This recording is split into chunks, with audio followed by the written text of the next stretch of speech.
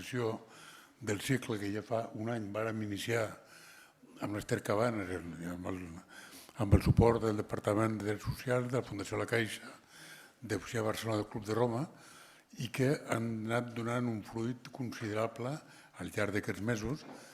Avui, home, no és una culminació, però és una de les sessions, em penso, més interessants de tota la sèrie, que malauradament en perdrem directe per un compromís previ ineludible, però que em veuré en diferit, i volia agrair molt especialment no només al ponent que presentava l'Ester com de costum, sinó a la persona que participa amb el ponent, que és una persona que té el coratge, la naturalitat i la maduresa i la generositat d'estar present i participar en diàleg amb el ponent parlant del seu cas en particular. Moltíssimes gràcies i tant de bo que en aquest país tots fóssim tan generosos i tan valents com vostè. Moltíssimes gràcies i bona jornada. Bé, bona tarda a tothom i benvinguts al Palau Macaya un mes més. Tornem a estar aquí per a una altra conferència i avui us acompanya el doctor Benedict.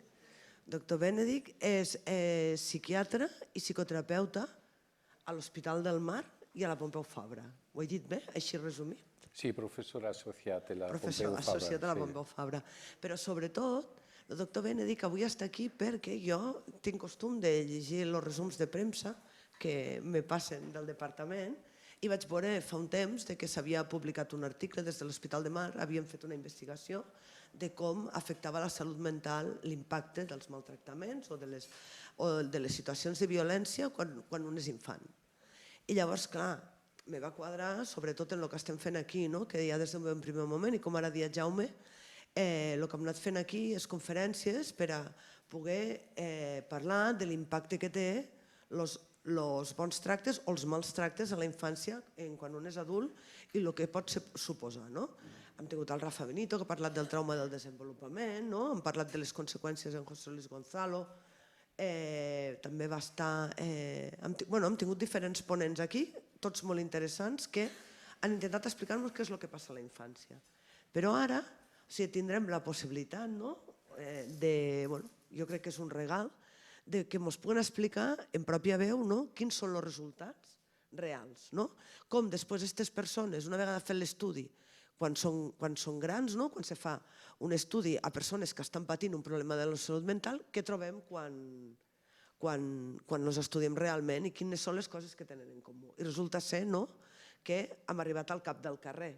Tornem atràs i que no garantir bons tractes a la infància vol dir tindre problemes de salut mental en una probabilitat bastant elevada quan ets una persona adulta.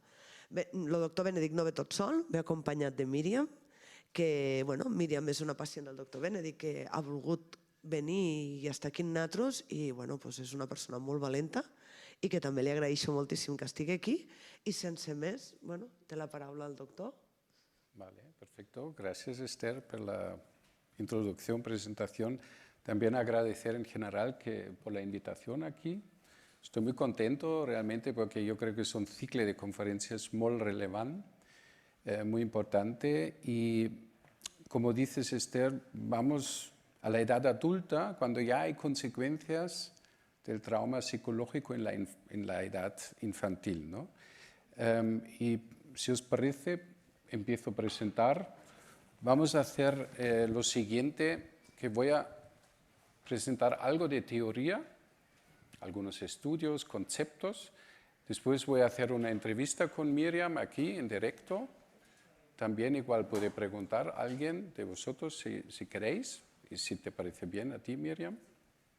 Y después continuaré un poco con temas de qué podemos hacer con todo esto, ¿no? Entonces, primero voy a hacer unas pinceladas sobre qué es el trauma psicológico, realmente la clasificación de las enfermedades que tenemos, que usamos en la psiquiatría. Y después, esto es nuestra pasión básicamente de nuestra unidad ahí en el Centro Forum del Pacto de Salud Mar, esta comorbilidad entre trastorno mental y trauma psicológico. Después vamos a hacer una interrupción hacemos una entrevista aquí con Miriam y después voy a presentar este artículo que realmente, por nuestra propia sorpresa, ha creado un impacto mediático muy importante. Tenía que de repente hacer entrevistas en catalán, en castellano, en inglés, en alemán, que no es tan complicado porque soy alemán, pero realmente fue sorprendente. Traté a una paciente, probablemente traté a ti, Miriam, 1 hora, después tenía que correr porque había la televisión española aquí de repente, ¿no? Y fue realmente una sorpresa, pero también yo creo es una señal que esto es un tema que impacta a la gente, que es algo que toca la fibra de la gente, ¿no? Porque estamos, al final, y siempre lo digo a los pacientes, somos vulnerables todos y somos especialmente vulnerables en la infancia. Y esto yo creo que ha tocado una fibra aquí también a nivel nacional e internacional. Y después vamos a discutir sobre estos temas, vamos a pensar qué podemos hacer con esto a nivel de intervención y sobre todo de prevención. Es la gran palabra que va, obviamente, si queremos hacer una buena prevención, ya es una conclusión tal cual, necesitamos inversión en el sistema de salud, social, educación, etcétera. Esto es importante también, no voy a hablar hoy de la neurobiología del trauma infantil. Esto es un tema muy relevante porque hay voces críticas que dicen, tú con tu trauma, ¿no? Y todo es trauma y esto es algo más un concepto esotérico. La realidad obviamente es muy diferente porque el trauma infantil, y lo sabemos de varios estudios, tiene un impacto neurobiológico, tiene un impacto al cerebro a nivel estructural tanto como funcional. Pero esto no voy a hablar hoy, porque viene una compañera mía, Ana Moreno, que es psicóloga y sabe mucho de todo este tema y va a hablar aquí también, en este auditorio tan bonito. Solo que tenéis una idea donde estamos localizados aquí, es el Centro Forum, es un hospital más pequeño que forma parte del Parque de Salud Mar. Y todo esto es realmente, son nuestros sectores que nos corresponden, es el Barceloneta, hasta La Mina, Besós, San Martí, y como igual sabéis, son sectores, no todo ahí obviamente, pero potencialmente muy conflictivos, muy complicados a nivel psicosocial, ¿vale? Somos responsables de estos sectores, y aquí hay un modelo ecológico que lo encuentro interesante de la OMS, que mira un poco qué realmente lleva a la violencia contra los niños y las niñas. Y tenemos aquí algo a nivel de sociedad, tenemos cambios sociales muy rápidos, como ahora con COVID, por ejemplo, ahora Ucrania, etcétera, son temas que impactan mucho la sociedad en general. Hay una desigualdad económica allí en estos varios sectores también, hay mucha pobreza en parte. Tenemos una economía en parte muy débil también. A nivel de comunidad hay una concentración, si nos focalizamos un momento a la mina, por ejemplo, realmente hay áreas en la mina que hay realmente pobreza, hay alto nivel de delincuencia también, de drogas, etcétera, hay desempleo alto. Tenemos aquí, que nos interesa hoy, más relaciones interpersonales complicadas también, tenemos prácticas de crianza deficientes, tenemos discordia matrimonial, conflicto, violencia entre los padres, matrimonio forzado todavía a veces nivel socioeconómico bajo de la familia, y también a nivel individual, si vamos al paciente concreto, hay mucho problema de educación, de discapacidad, maltrato infantil y historia de comportamiento violento y después historia de abusos de tóxicos, etc. Entonces, esto es que tenemos que asumir, y lo hacemos obviamente con ganas porque hay una gran necesidad. Para mí lo interesante es, si realmente ofreces una terapia focalizada en el trauma, los pacientes, como miran, son muy valientes, lo aceptan, lo quieren también, están dispuestos a hacer esto. Por lo cual lo hacemos. Esto es el Centro Forum y soy coordinador de la unidad de subagudos, de 20 camas, larga estancia también, y después el hospital del día, que tiene 11 plazas, pero aumentamos siempre más porque hay más petición. Ahora que también por el artículo nos llegan más peticiones, que podemos ver este paciente que tiene trauma, etc. Pero no es una unidad de trauma, pero es un hospital de día y básicamente a nivel clínico casi todos tienen unos antecedentes traumáticos. Y después, cuando llegué al Centro Forum en el 2016-17, fundé una unidad de recerca también para combinar la clínica con la investigación, que es mutuamente interesante y estimulante también. También hay en CESMA, obviamente, unidad de agudos, unidad de trastorno dual y intentamos trabajar transversal y ayudarnos mutuamente, obviamente. Entonces, objetivos terapéuticos que tenemos, primero, obviamente, vamos a intentar estabilizar a los pacientes. Y después, muy importante para nosotros, recoger cada paciente donde está en su momento vital, de su trastorno mental que tiene de base, y después vamos a revisar muy bien su biografía, qué le ha pasado de positivo, pero sobre todo también vamos a ver abiertamente qué ha pasado de forma más complicada. La reinserción psicosocial es muy importante. Tenemos trabajadores sociales, terapeutas ocupacionales que son muy competentes realmente, y esto es una parte de la terapia al trauma.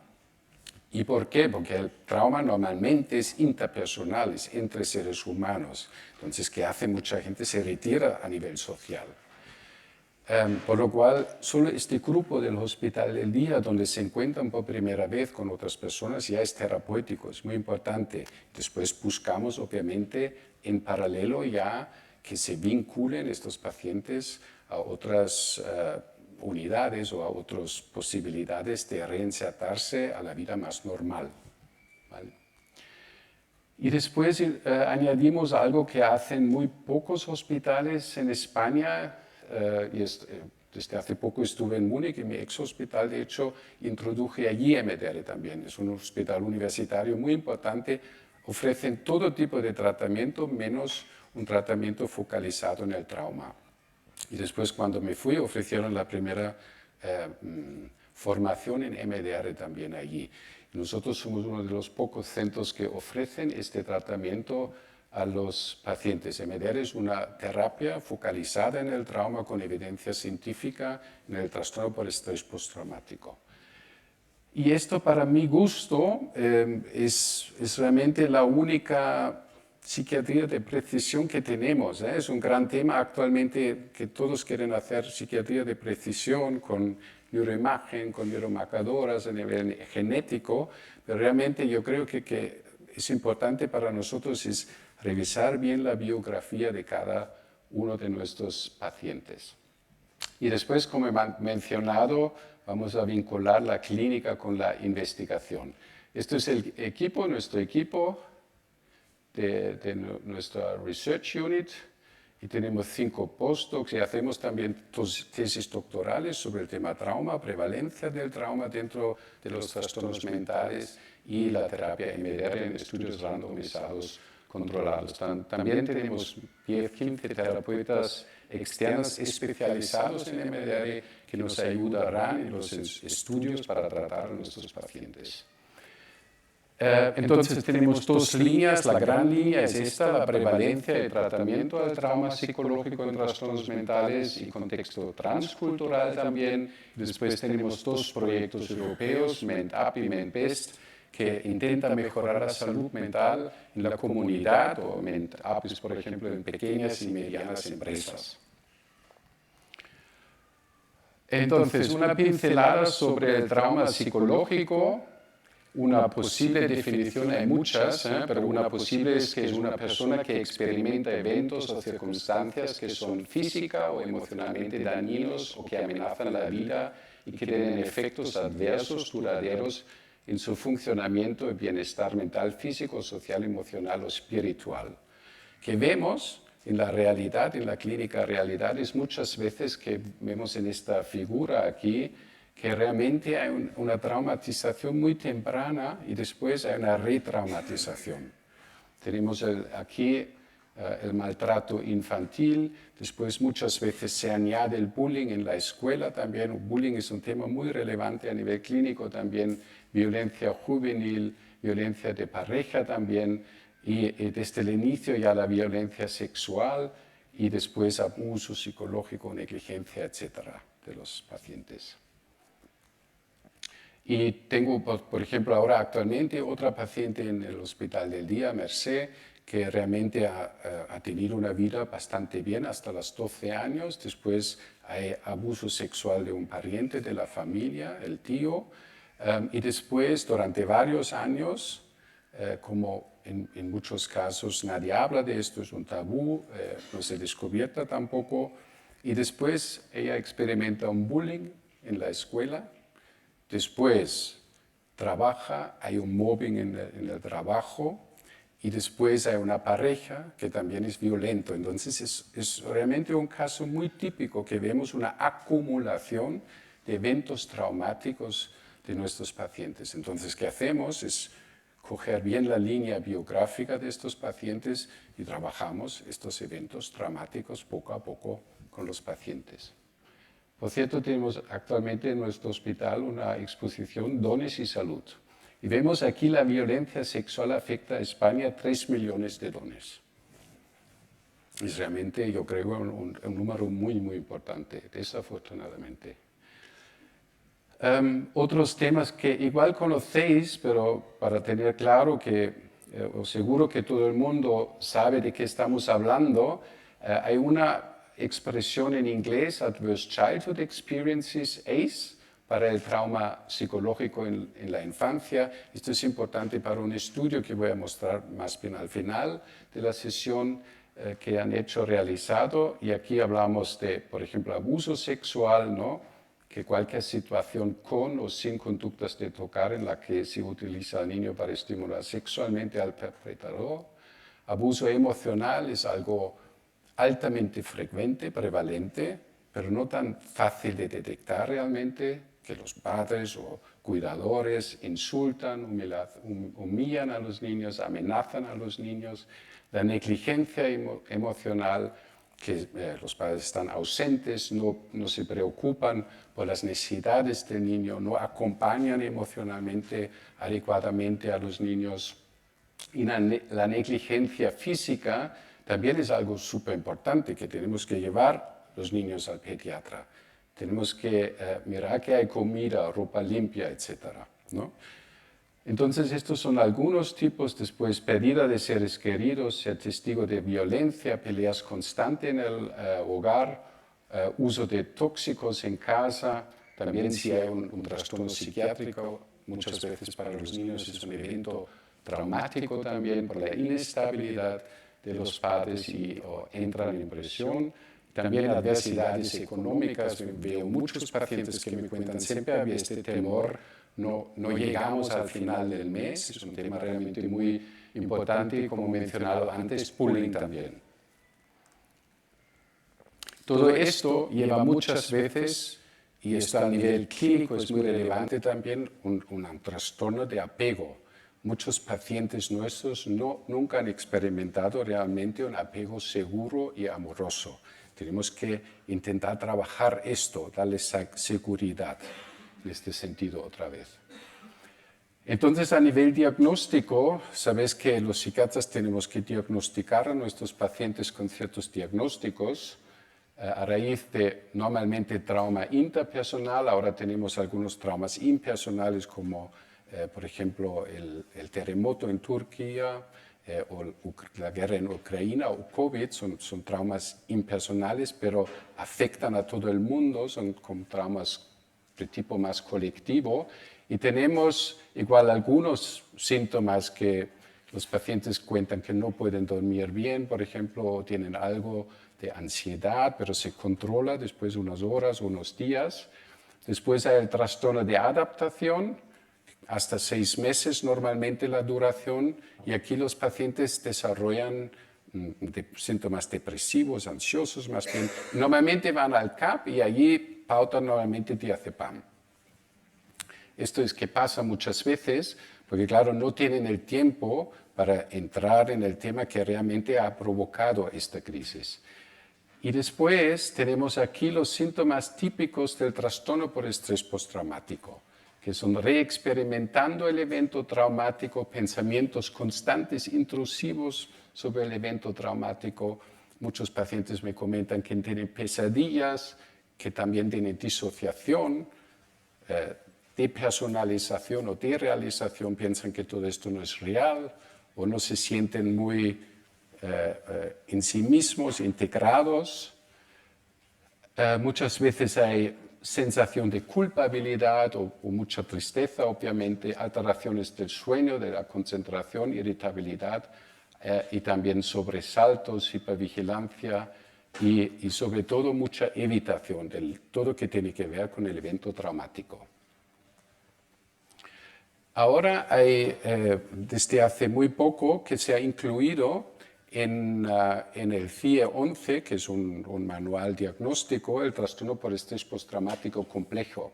Esto requiere que la exposición en la niñez a un evento serio, de eventos de naturaleza amenazante, horrible, prolongado y repetitivo, de los cuales los niños no podían escapar, o era muy difícil de escaparse.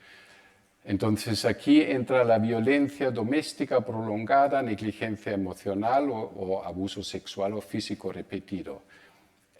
Esto está muy bien que han creado esto, porque por lo menos por primera vez podemos dar un nombre a esto, los médicos, ¿no? Es un trauma complejo.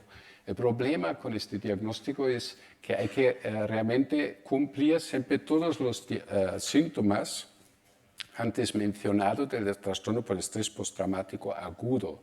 Y muchas veces los pacientes no cumplen todo esto.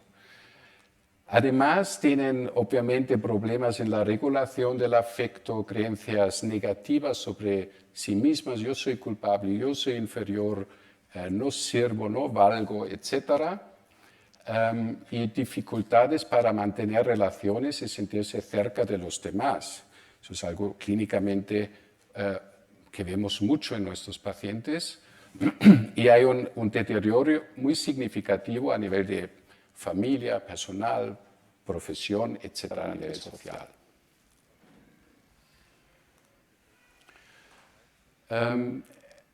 Como he dicho, es problemático, está muy bien, es buena noticia porque podemos clasificar a nuestros pacientes, pero hay algunos problemas. Primero es un diagnóstico más para adultos y después requiere todos los síntomas del trastorno por estrés postraumático agudo, que muchas veces no vemos todos estos síntomas, y no incluye tampoco suficientemente el tema del desarrollo, el apego.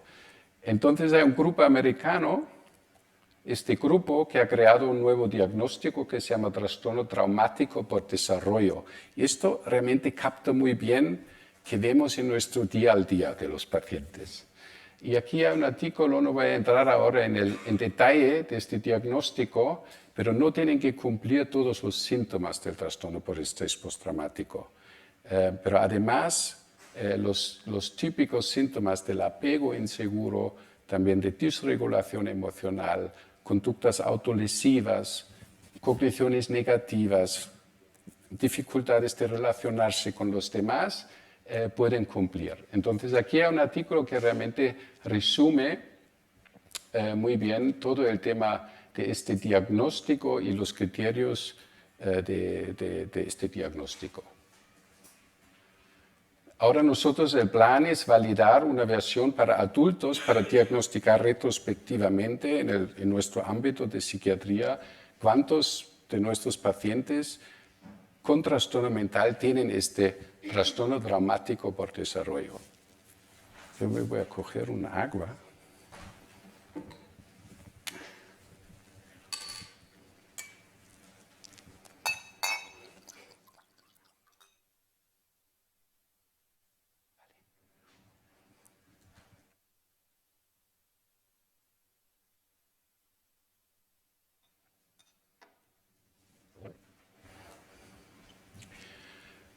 ¿Hay preguntas o algo? ¿Podemos hacer preguntas o después? Normalmente las hacemos después. Después, vale. Entonces, la gran pregunta es si estos traumas psicológicos que vemos realmente en nuestro ámbito o en general es algo frecuente o no frecuente. Hablamos de algo que pasa realmente constantemente en la vida de los seres humanos o es algo que inventamos nosotros. Entonces, la mala noticia es que sí es bastante frecuente. Eventos traumáticos importantes por vida tienen 70-90% de la gente. Y 30, un tercio, tiene 4 o más eventos traumáticos en la vida. Justamente solo en la infancia son más o menos 38, 39, 40% de la población ha sufrido al menos un evento adverso en la infancia. Y ahora el trastorno por estrés postraumático, depende del estudio, es entre 3 y 8% de la población, que es un número muy alto también. Si, por ejemplo, miramos la prevalencia de esquizofrenia, es 1%, y se gasta billones de euros en la investigación de esquizofrenia, pero se gasta muy poco dinero en la investigación del trastorno por estrés postraumático, de base y después intervenciones a nivel clínico. Y aquí hay un contraste, yo creo que muy importante. Lo mismo pasa obviamente con el trastorno por estrés postraumático complejo, pero todavía aquí podemos argumentar porque es un diagnóstico más nuevo. Pero obviamente con estas prevalencias de 3 hasta 8%, 1 hasta 8%, se debería invertir mucho más para entender mejor qué pasa a nuestros clientes con estas experiencias que desarrollan este tipo de diagnóstico y qué podemos ofrecer más a estos pacientes. Yo creo que esto es muy importante. Más concreto, 1 de 4 adultos sufrieron abuso físico en la infancia. 36% abuso emocional, 16% negligencia y 18% niñas y 8% niñas han experimentado un tipo de abuso sexual. Estos son datos de la OMS. Y en países de medio y bajos ingresos aún más número tenemos, porque hay más vulnerabilidad, porque hay varios factores que obviamente influyen en esto. Y para nosotros ahora es muy interesante cuánta comorbilidad hay realmente de nuestros pacientes, porque vienen por ansiedad, vienen por depresión, vienen por un trastorno bipolar, cuando hay una euforia en cambio con fases depresivas, por ejemplo, o con una psicosis donde hay pacientes que dicen que me siento perseguido, escucho a voces, varias voces en mi cerebro que comentan constantemente sobre mí. O un trastorno esquizoafectivo, donde hay una combinación de trastorno bipolar y de psicosis, de esquizofrenia, ¿no? Trastorno de personalidad, uso de sustancias, todo esto. La pregunta es, ¿realmente hay tanta comorbilidad que vale la pena crear una unidad de investigación sobre esto? Y la verdad es que los datos, no hay tantos datos, pero los datos que tenemos son también importantes. Tenemos en psicosis 15% de trastorno por estrés postraumático, en el trastorno bipolar más o menos 20%, en trastorno límite de personalidad 30 hasta 70%, un porcentaje extremadamente alto, y en el trastorno dual, es enfermedad mental, plus uso de sustancias o uso de sustancias solo 20% también. Estos son números muy importantes y no podemos a nivel clínico ignorar estos síntomas que presentan los pacientes. El tema es, si alguien no tiene formación en el trauma, no se atreve tampoco a preguntar qué ha pasado en estos pacientes. Esto es un gran problema, porque si no abrimos una caja y después no sabemos qué hacemos con el contenido de esta caja, por lo cual es muy recomendable con estos números que aprendamos un poco, que nos movemos en este ámbito, qué podemos hacer y ofrecer a nuestros pacientes. Y aquí, esto es el número para mí más importante, la mitad de nuestros pacientes en el servicio de salud mental tienen un trauma complejo. Esto es un estudio del Lancet del año pasado. Esto es un número muy impactante y no podemos ignorarlo. Si tengo un paciente bipolar, con un trastorno de ansiedad no hay ningún problema. Tratamos la ansiedad y el trastorno bipolar, Pero el trastorno por estrés postraumático evitamos, no hacemos nada. Yo creo que esto es un error clínico y para los pacientes no va bien, porque tienen muchos síntomas que no se tratan, no se habla, esto no es nada, esto es inventado, etcétera, etcétera. Y que a mí me interesaría esto, ¿cuántos de nuestros pacientes en una unidad de psiquiatría normal como nuestra tienen un trastorno traumático por desarrollo? Y mi hipótesis es que es probablemente 60, 70. Un número muy alto, entonces aquí también tenemos que ofrecer una intervención focalizada en el trauma. Otra patología que me fascina bastante es la fibromialgia. No se sabe exactamente la etiología, no sabemos, es probablemente una mezcla de varios factores, como siempre en la vida, que juegan un papel aquí, pero pasa lo mismo. Cuando veo a los pacientes a nivel clínico, vienen por depresión, vienen por ansiedad, pero si preguntas un poco, si rascas un poco, hay traumas en todos lados. Pero hasta la fecha nadie trabaja esto con los pacientes. Entonces, ¿qué hicimos? Es incluir 88 pacientes, eran todos mujeres, que hubiéramos incluido hombres también, pero no había. Y 100% hicimos realmente un estudio muy en detalle del nivel del trauma que tenían estas pacientes. Y tenían todas un trauma psicológico, por lo menos uno en su vida, pero importante. Y 72% cumplieron en este momento de la evaluación un trastorno por estrés postraumático agudo. Es la prevalencia más alta que he visto en nuestro área de psiquiatría. Y en la mayoría, porque hicimos realmente una cronología del trauma, y en la mayoría de los pacientes había una traumatización acumulada, cronificada, empezando ya, y aquí vemos de 0 hasta 15 años, ya con abuso emocional, abuso físico, abuso sexual, un número muy alto de los pacientes que ya empiezan con un trauma infantil. Y nuestra hipótesis es, esto ya es la base un poco del más tarde, la fibromialgia con depresión, con ansiedad. Y lo mismo pasa también después en la edad adulta, se acumulan varios eventos traumáticos en el sentido de retraumatización. Entonces, en total, las consecuencias del trauma psicológico comórbido en nuestro ámbito causa un curso más resistente al tratamiento con más síntomas depresivos, ansiosos, maníacos también. Hay más síntomas maníacos en pacientes bipolares, más psicosis. Esto crea más hospitalizaciones y más largas, ingresos más largos también, porque es más difícil de tratar, porque responden peor al tratamiento habitual. Y más intentos de suicidio, menos calidad de la vida, peor funcionamiento, y todo esto resulta en mucho más costes para los sistemas de salud a nivel internacional, aquí y en todos lados. Y por eso decidimos hacer proyectos, estudios clínicos, y elegimos ya desde hace bastante tiempo un estudio en pacientes traumatizados bipolares, aplicando MDR con un grupo control y miramos cómo funciona. Y la publicación o el paper está ahora en revisión.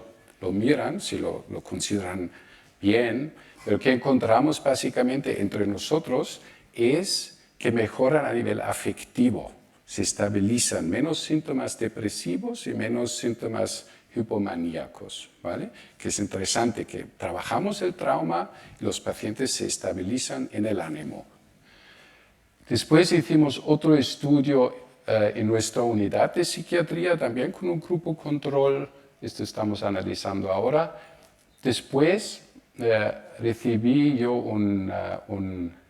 una beca de la Generalitat de Cataluña, de Pla Estratègic de Recerca e Innovación en Salud, un PERRIS, para pacientes traumatizados con trastorno dual, o uso de sustancias. Obviamente, en pacientes que usan sustancias que tienen dependencias, también encontramos muchos eventos traumáticos en su biografía. Estamos analizando estos datos ahora y ahora actualmente en marcha tenemos uno en primeros episodios psicóticos, porque solamente el hecho ya de tienes que ingresar en un hospital psiquiátrico, para muchos pacientes es muy traumático. Te sacan de tu hábito habitual, porque escuchas a voces, etc., y tienes que ingresar en un hospital psiquiátrico. Para muchos pacientes es difícil y desarrollan a raíz de esto un trastorno por estrés postraumático también. Y intentamos aquí encontrar datos también que apoyan el uso de MDR. Después en VIH también, y después por esto que he mencionado en fibromialgia, vamos a empezar pronto el estudio también en estas pacientes con esta patología de fibromialgia. No voy a entrar en detalle ahora cómo funciona MDR porque no es el tema. Si alguien después en la discusión quiere saber más, podemos comentarlo. Pero son 8 fases, que me gusta a mí, es muy estructurado. Se aplica igual aquí en Australia, Alemania o donde sea y se puede usar bien con los pacientes. Igual Miriam también puede describir un poco, comentar sobre su experiencia. Y esto, si queréis, podemos hacerlo ahora. Hacemos una... Miriam, con una... Realmente agradezco mucho que Miriam ha venido. Es muy valiente. Siéntate, Miriam, siéntate. La conocí en septiembre del año pasado y hice la evaluación para el Hospital del Día, porque soy el coordinador, pero también el psiquiatra del Hospital del Día. Y siempre miramos...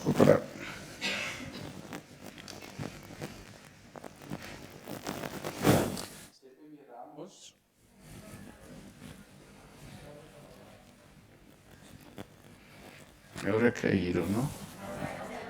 ¿Está? Vale, perfecto. Entonces, siempre miramos si los pacientes encajan más o menos. Intentamos ser muy flexibles porque tenemos que ofrecer algo.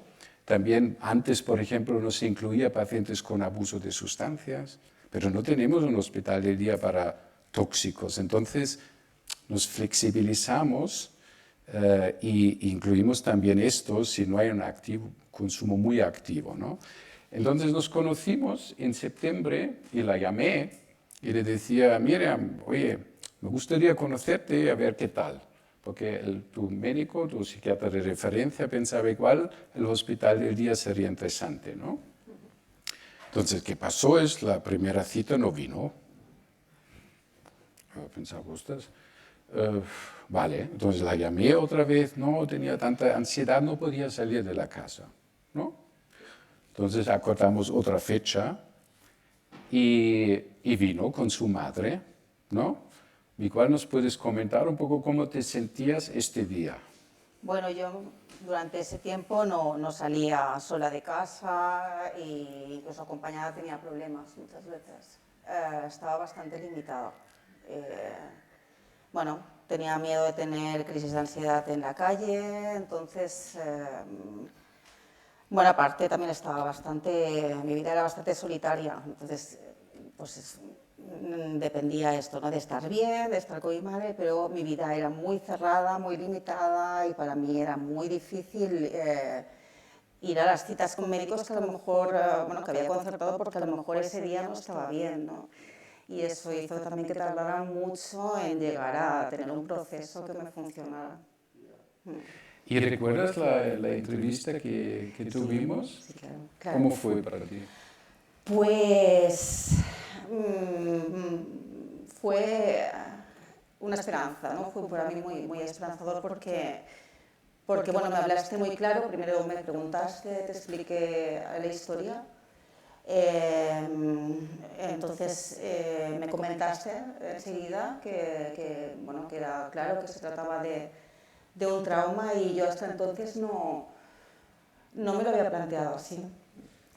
Aunque yo sabía lo que había vivido, pero una cosa que nos pasa, ¿no? Y que puedo dar fe es que las personas que hemos vivido traumas muchas veces no somos conscientes. Entonces el hecho de que tú en este caso me lo dijeras, pues fue algo nuevo, ¿no? Y que quizá podía ir por ahí. Y sí, si es que después ya vimos que sí. Ajá. Y si ahora volvemos un momento en tu biografía, Miriam, Sí.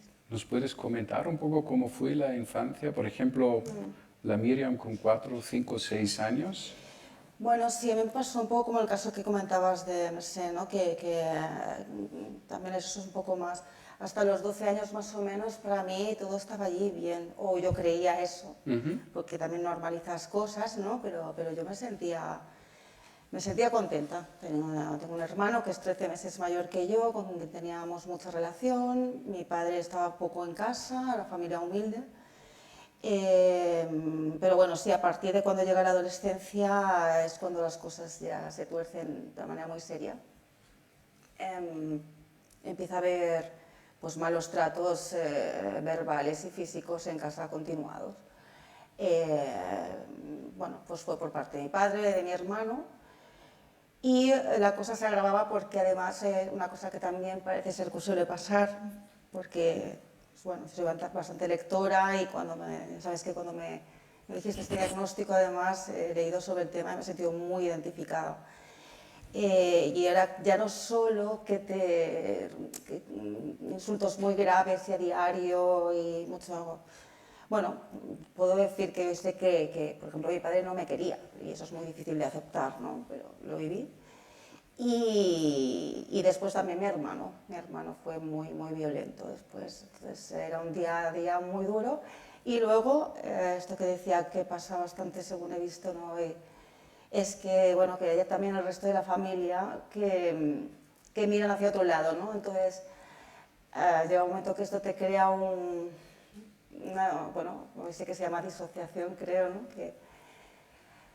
Que realmente no puede tu mente asumir, ¿no? Que estas cosas pasen y que entonces quizá eres tú la que no has entendido nada, ¿no? Y fue bastante fuerte, llegando a cuando ya cumplí los 17, empecé a tener síntomas y llegando a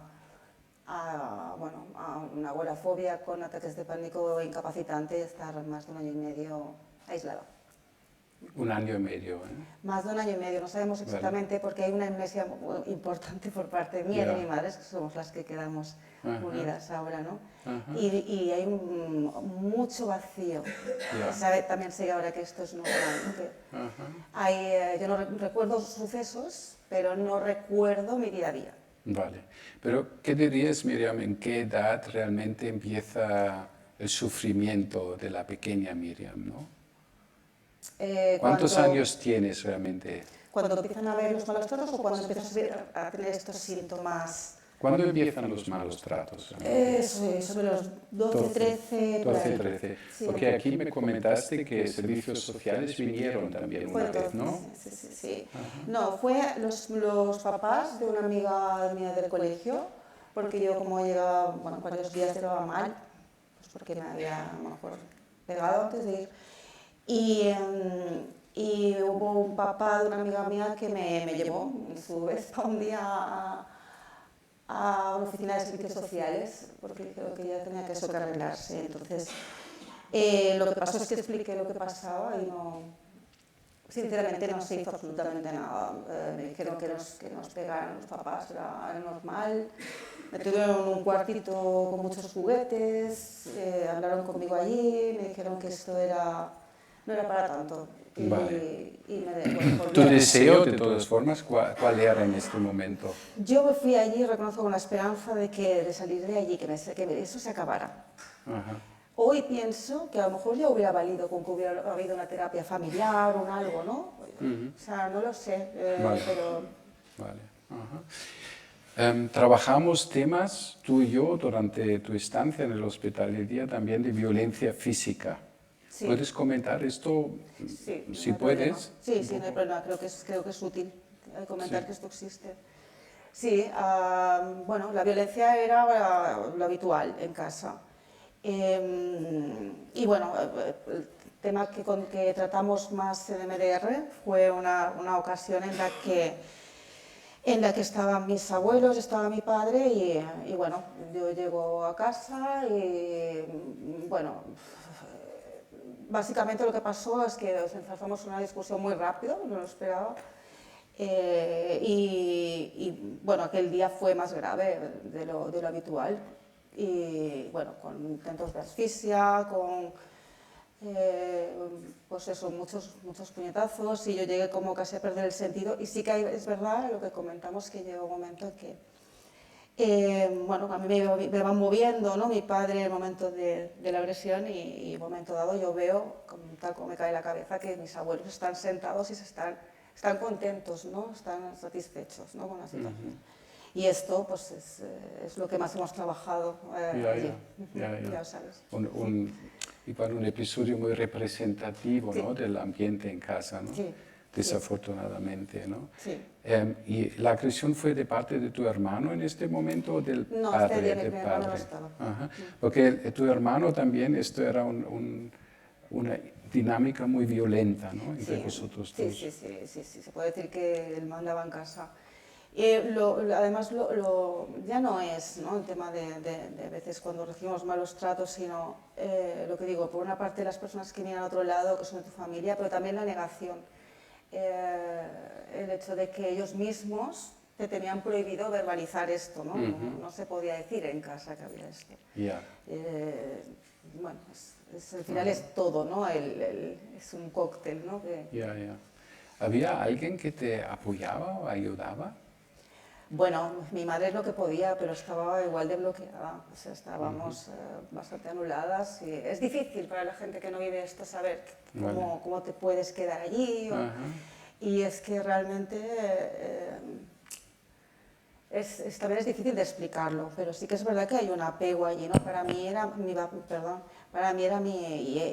era, pues ya no vive, era mi padre, ¿no? Y mi hermano, entonces, y para ella también, no sé, es complicado explicarlo, pero sí es posible que nos quedemos ahí a veces si no lo hacemos de una manera consciente, no aceptamos que estamos siendo maltratadas, que hay un trauma, porque realmente aparte de que te anulan, que hay una manipulación ahí a veces, y también que hay un apego, ¿no? Familia. Claro. ¿Y puedes comentar un poco encima con qué tipo de síntomas empiezas realmente a nivel psiquiátrico, mental? Sí, yo empiezo a notar problemas para ir a bajar a comprar algo ya directamente.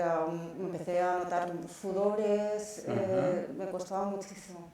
Mi madre me decía, vete a comprar algo, vivíamos encima de una panadería y tenía que bajar y pedir algo, ya era horrible.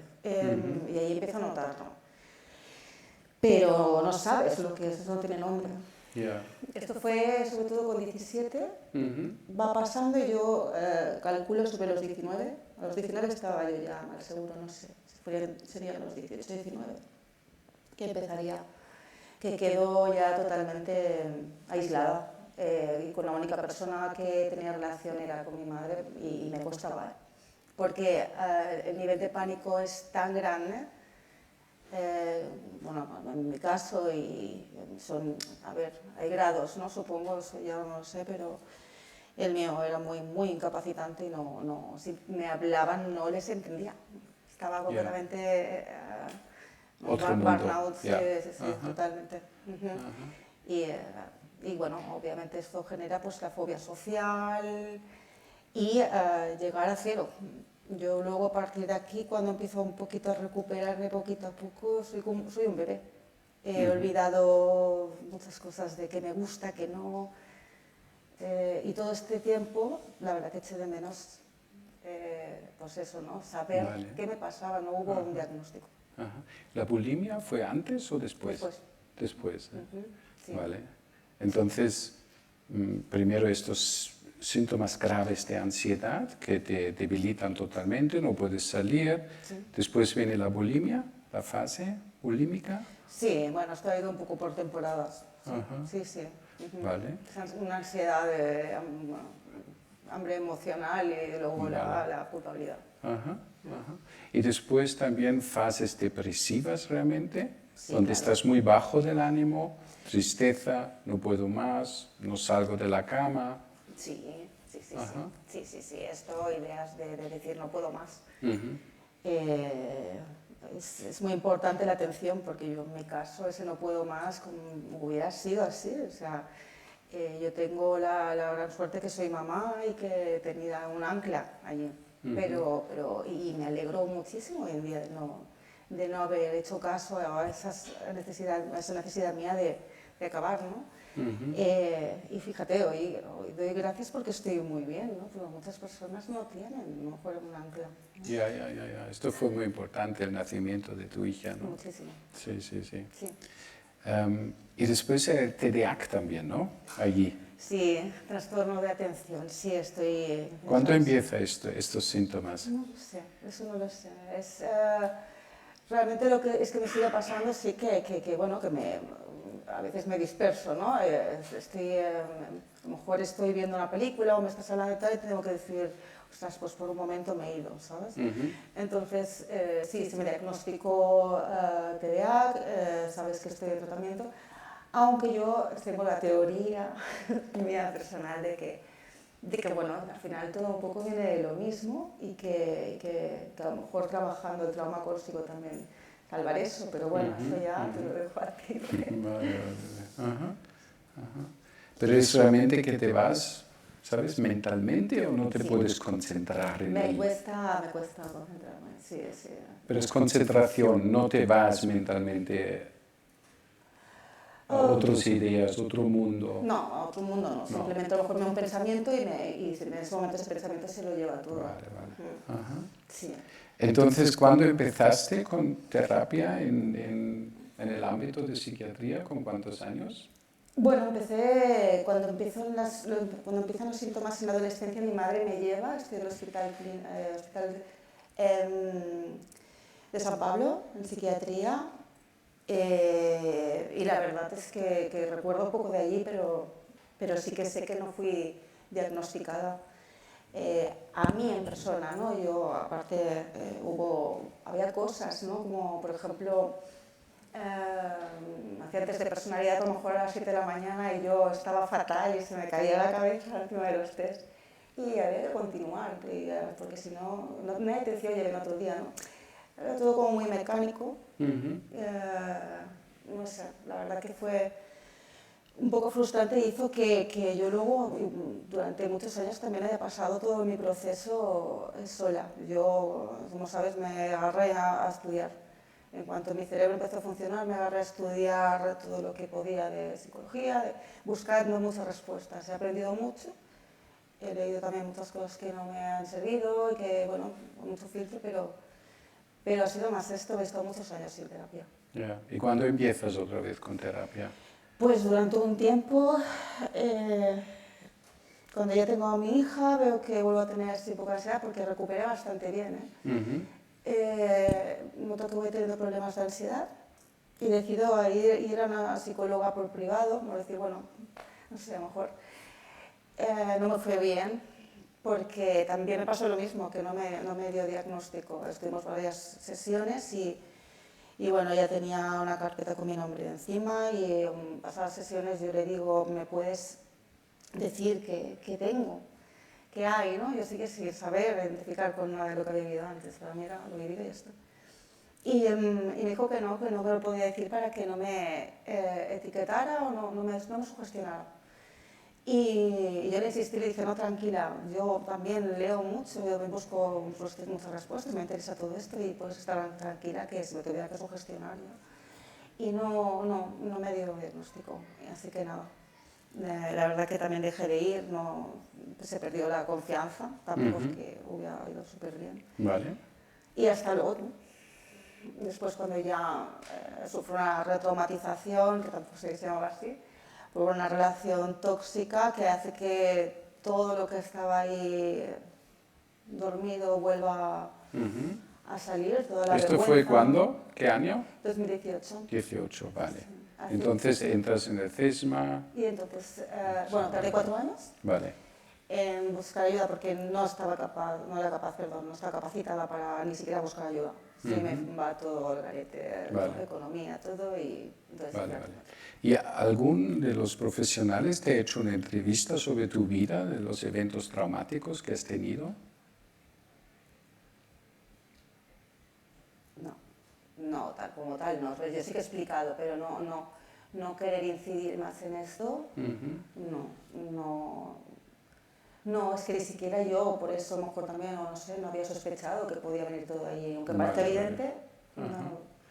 Vale, igual puedes comentar, para cerrar ya un poco la entrevista, cómo te fue después en el hospital del día, la intervención, cómo es esta Sí, impresión para mí, tuya, cómo lo viviste esto. para mí fue bueno, porque en el suceso que hemos entrado antes, en concreto que trabajamos más, que me pedías que yo entrara en la situación y para mí al principio, te lo decía, lo veía como una película, ¿no? Como si fuera algo desde fuera.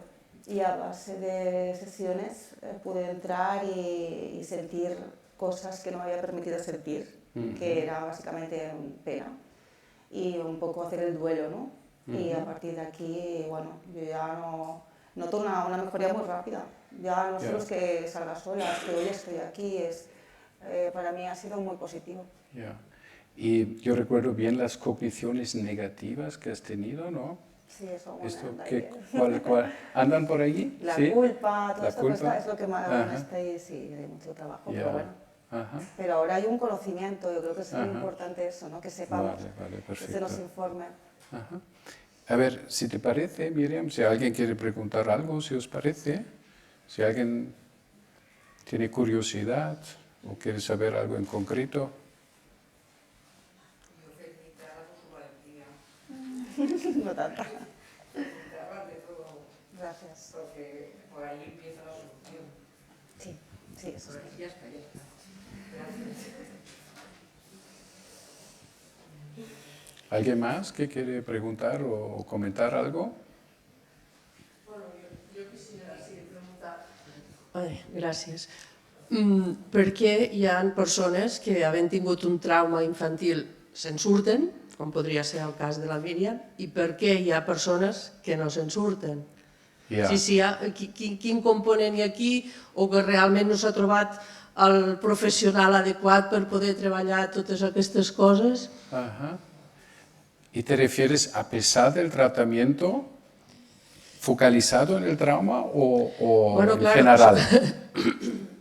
En principi, en general, no? En general, perquè vale. potser no tothom té la sort d'arribar a uns professionals que poden treballar el trauma, bueno, pel que ha explicat la Míriam, ella ha passat per molts professionals i fins que no va arribar aquí, però potser no tothom té l'opció de poder arribar-hi, no? Llavors penses, recursos com aquest, que tu has posat en quina zona treballeu, i la gent que viu en altres zones Sí. de Barcelona o de Catalunya, d'on sigui, què passa, no? Claro, es muy buena pregunta, ¿eh? Es tan buena como difícil también, ¿eh? Porque... Sí, comenta tú. Sí, és que és molt important.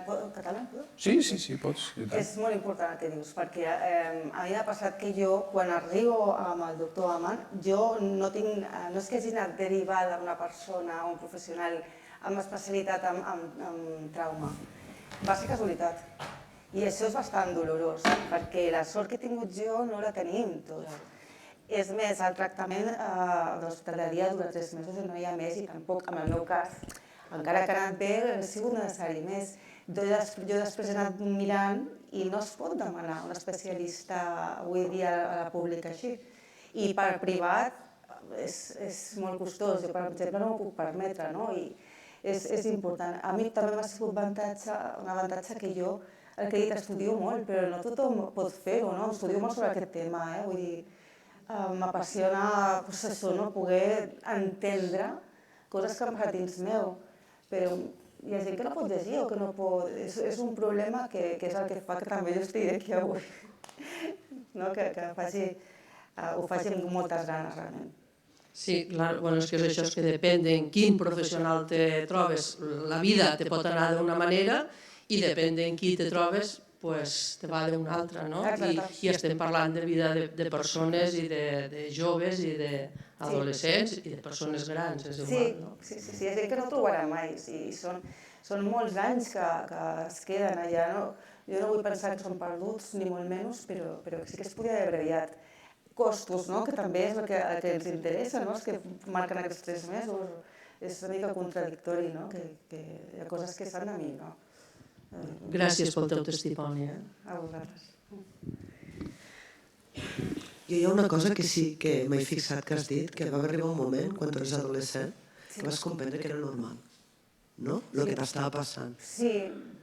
Llavors, aquí sí que m'he fixat molt, perquè penso que una mica en resposta també, depèn de qui trobes i qui no trobes, no? Que vas un dia a serveis socials i tampoc no et van fer cas, no? Que esperaves a saber, perquè t'hagués pogut passar 1000 coses, t'hagués pogut passar que et posessin en un centre, no? T'hagués pogut passar 1000 coses. No te'n va passar cap, no? Però al final el que passa és que aprenem a que potser és normal, potser no passa res o potser no hem de fer res, no? I després, si la prevalença és tan alta en un grup de gent que ja va al centre, no? Quanta gent hi ha en trastorn límit de la personalitat, en trastorn bipolar, que no van al psiquiatre, ni van al psicòleg, ni van enlloc, no? Llavors, no sé fins a quin punt se'n surt ningú, no? Sinó que, com a molt, el que millor és la teva qualitat de vida. I aquí ja te llanço la pregunta per després. Ya. A ver, yo al final que voy a proponer es crear una charcha, ¿no? De atención para incluir en cada CESMA un profesional que sabe manejar este tipo de tema, ¿no? Que sabe hacer una línea biográfica y sabe intervenir en este tipo. Por un lado, nos ayudaría una intervención temprana en los jóvenes para prevenir que esto pasa a nivel de edad adulta, ¿no?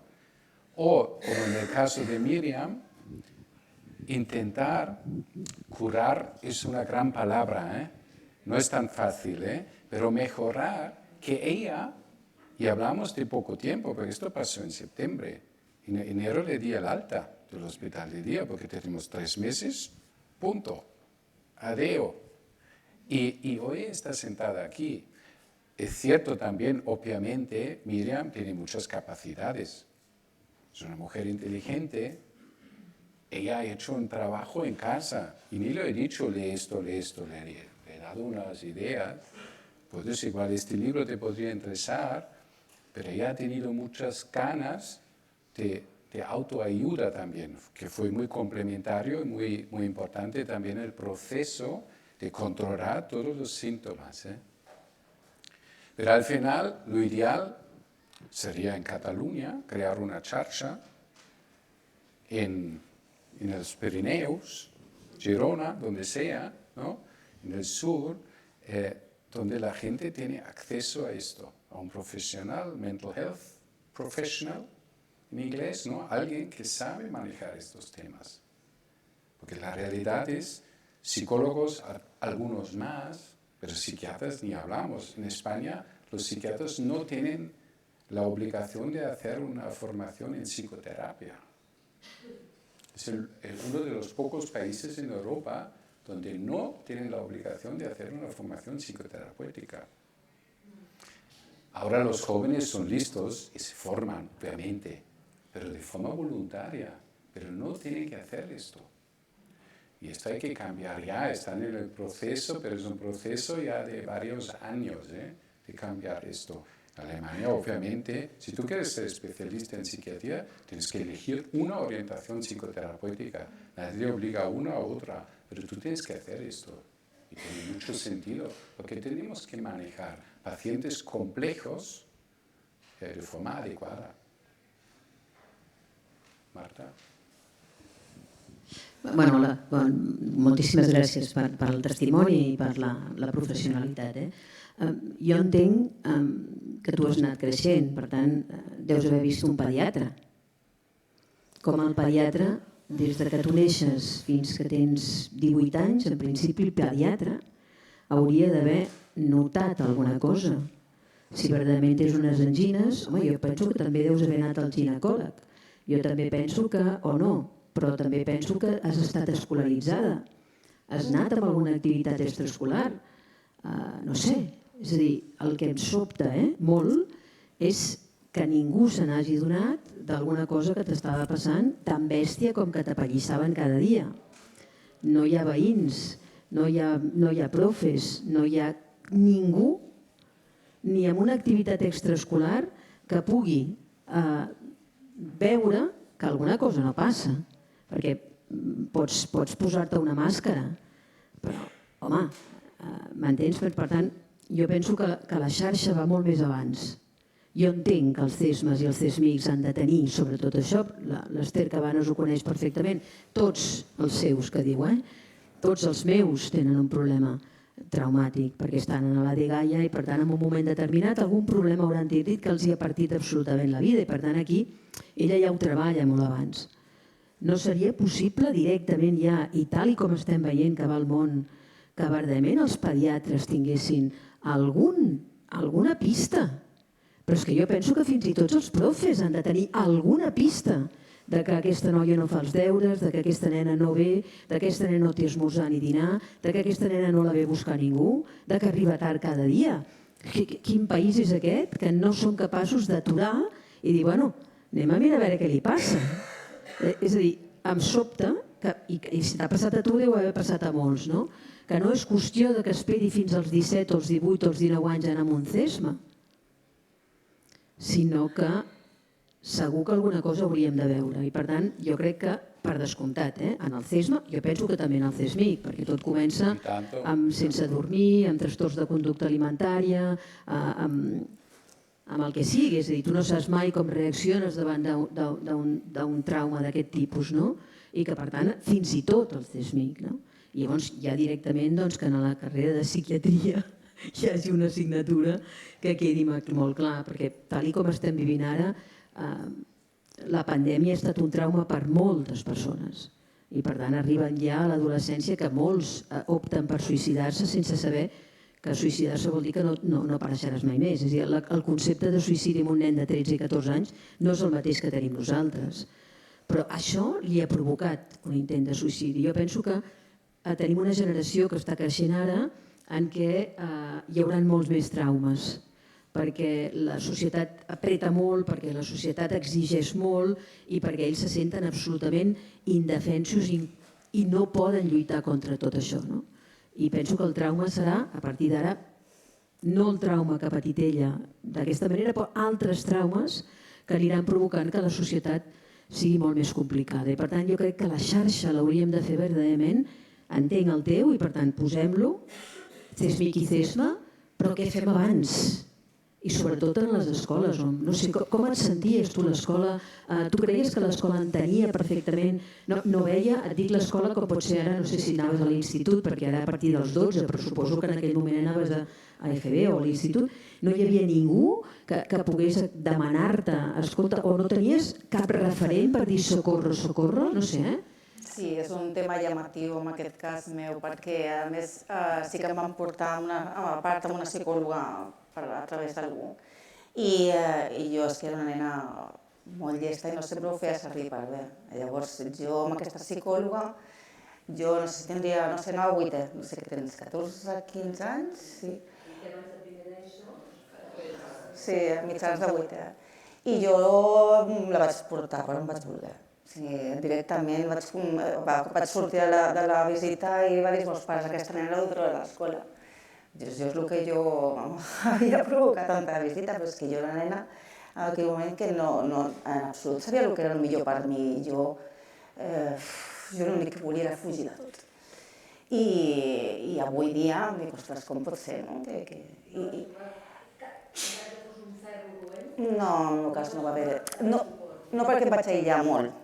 Llavors ja no havia escola, no tenia extraescolars, i llavors potser sí que hagués trobat si hagués sortit més al món, però això ja em va anar de perles, perquè fos la tormenta perfecta i quedar-te, doncs això, que ja ningú pogués dir, ei, aquí passa alguna cosa, a part d'aquests pares que van intentar-ho aquesta vegada.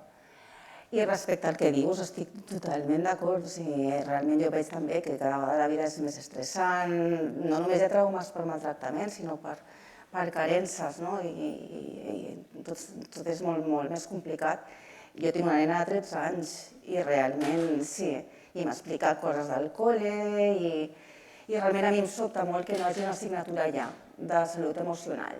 I que a vegades jo m'indigno i dic, ostres, que te tens que prendre els rius d'Espanya, no dic amb ella, però te tens que prendre els rius d'Espanya, que està molt bé, però aquesta assignatura no està, o sigui, a mi em dol. I també per assistents socials, L'època que estaves aïllada era una època encara que eres menor, com si diguéssim? Sí. No vas trobar a faltar mai que ningú et vingués a buscar? Jo ja no funcionava. Una persona que no va al col·le i que és menor, ningú No, jo va no. ser proactiu de venir a dir, escolta'm, per què no va al col·le? No, ja ho sé, jo és que ara de cop i volta tot el que jo estic organitzant com a Pacte Nacional de Salut Mental se m'està enfonsant en un moment, vull dir que no sé si continuaré treballant amb això, jo crec que sí, perquè soc molt Necesitamos, tossuda, no? Pero Marta, igual puedo añadir algo. Esto es un caso, yo creo que bastante representativo de lo que vemos en nuestro centro. Es representativo. Y veo casos peores. Tenía, por ejemplo, un paciente con 47 años, esto fue justamente antes de la pandemia, 47 años, esta persona tenía un trauma complejo, porque tenía que, a partir de 5 años, buscar basura en el barrio de la Mina hasta las 13, 14 años, cada noche para su padre alcohólico, para llevar algo a casa, porque eran 7 u 8 niños. Y esta persona fue un día en su vida a la escuela. Un día. Sí, passa. Entonces, Este es extremo, No, pero lo vemos.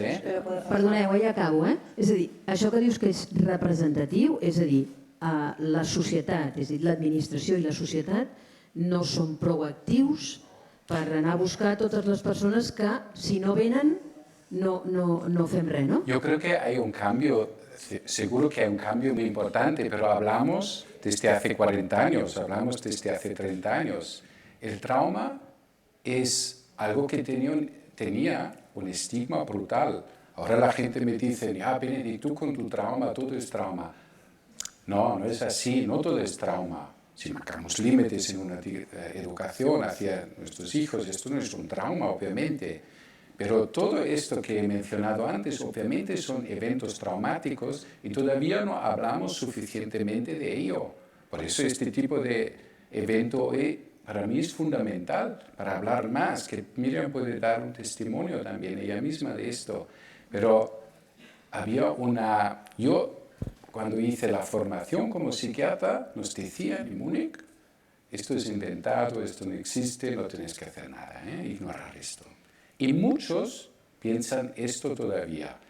Entonces nosotros como terapeutas retraumatizamos a nuestros clientes no creyendo a su propia biografía. Aquí hay mucha crítica también a nivel metodológico este artículo que voy a mostrar en 2 minutos. Recibe cierta crítica porque son evaluaciones retrospectivas sobre todo.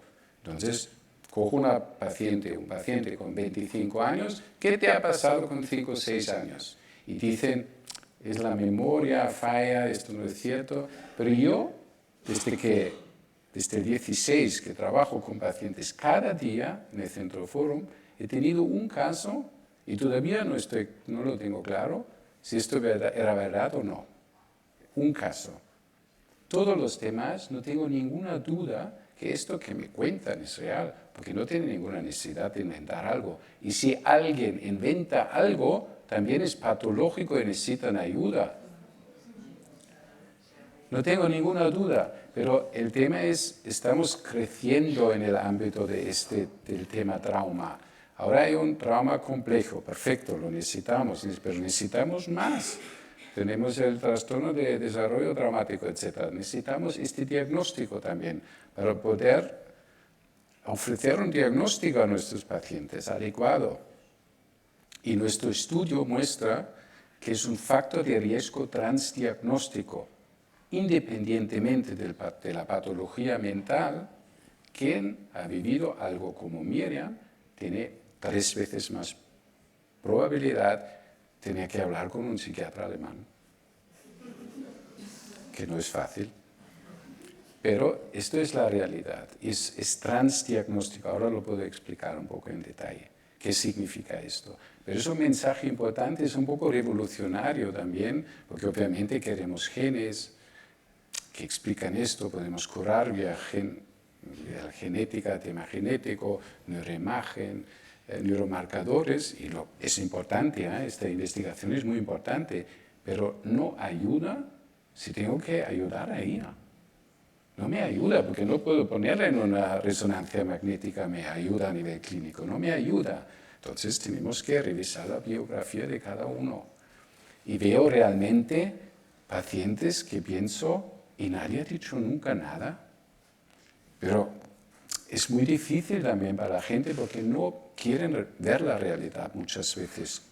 Los padres, los tíos, a veces son los culpables, pero también muchas personas les cuesta reconocer, aquí algo va muy mal.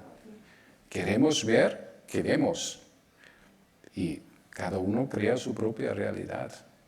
¿Puedo decir una cosa breve? Sí. Sí, una cosa breu seguida i... És sobre el que havies comentat, que el tema de quan ja estem a casa, trobar-nos i ajudar-nos és molt difícil. És gairebé impossible, perquè no, si estem aïllats, per això sí que penso, i crec que és important dir que per això és important que se'ns ensenyi temes més profuns emocionalment des de l'escola, que és més una prevenció, no? Perquè l'altre ja és difícil en aquell punt. La meva pregunta aniria pel doctor Aman sobre l'ús de les teràpies MDR de desensibilització i reprocessament dels moviments oculars en casos semblants o paral·lels al de la Míriam, tindrien alguna possibilitat de millorar el tractament, per dir-ho d'alguna manera, o serien altres casos com de traumes més focals, jo què sé, com un accident, com una violació, com un intent d'assassinat, jo què sé, algun trauma com a més puntual i intens, i no uns traumes acumulats com semblen ser els d'ella, el que heu explicat fins ara. El tema es, en nuestra clínica nos llegan pocos traumas simples, llamamos esto. Un trauma simple es un trauma, accidente. Yo he estado en Turquía, he visto el terremoto, vuelvo a casa, hay una violencia puntual en la calle, en Barcelona me roban algo o me pegan, ¿no? Esto es un trauma simple. Esto tratar es normalmente relativamente fácil. Son algunas sesiones que hace, por ejemplo, con MDR, hay otras terapias también, no nos tenemos que fijarnos en MDR, pero es una terapia que nosotros hacemos y yo hago muy buena experiencia con esto, pero hay terapia cognitivo-conductual, exposición, etcétera, también hay otras maneras de tratar el trauma. El otro tema, obviamente, porque es un trauma complejo, acumulado, cronificado, también la terapia es más compleja. Porque tengo que mirar cómo va el apego, por ejemplo, en Miriam. Puedo crear un apego terapéutico con ella, por ejemplo, que es la base para cualquier intervención. Ya esto me cuesta igual unas semanas, que ella confía en mí. Lo curioso es, si hago la evaluación para el hospital del día, normalmente si reviso la biografía, la gente coge apego, porque ven... es un psiquiatra que no solo pregunta todo lo que va mal, cuando has tenido la depresión, has tenido euforia, psicosis, medicamentos, efectos secundarios, sino realmente qué me ha pasado a mí en mi vida. Entonces se siente, no sé cómo fue la experiencia tuya, pero normalmente se siente, yo siento que aquí ya se puede trabajar, ¿no? Y creamos, pero cuesta. Obviamente, no todos son Miriams, pero cuesta y tenemos que crear un apego terapéutico bueno con los pacientes. Y después, si es un trauma como ella, aquí cogimos, no sé cuántas sesiones hicimos, igual 10 o 12 o algo sesiones, o 15, no lo recuerdo, pero cogimos situaciones representativas del trauma en la infancia. Ese es un trauma complejo. Entonces trabajamos esto y poco a poco esta ansiedad, que normalmente la ansiedad es un representante de otras emociones que hay adentro, salió la pena. Ella podía tener pena consigo misma. Entonces poco a poco mejoraba. También trabajaba con ella las partes internas que tenemos todos.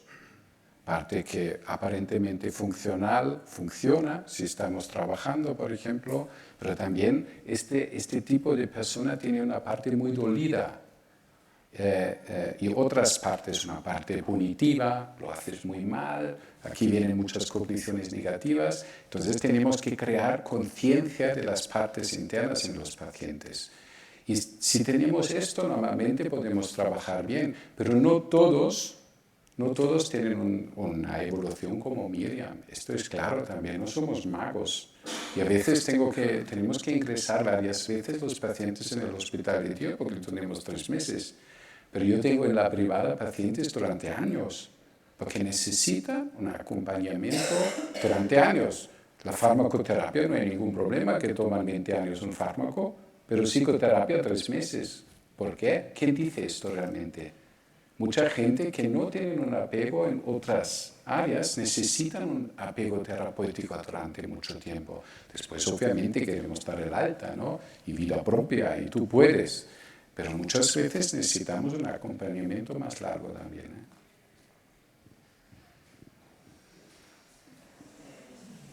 Yo creo que principalmente está en la familia el problema también, porque lo esconde. Y entonces... Un poco más cerca. Sí, lo esconde mucho. La propia familia también tiene un problema. Ya. Y entonces esto cada vez es peor, porque el enfermo, entre que no reconoce que tiene un problema, la familia tampoco lo reconoce. Sí. Y todo esto, pues, se generan unas cosas porque la familia tampoco habla habitualmente de estos temas.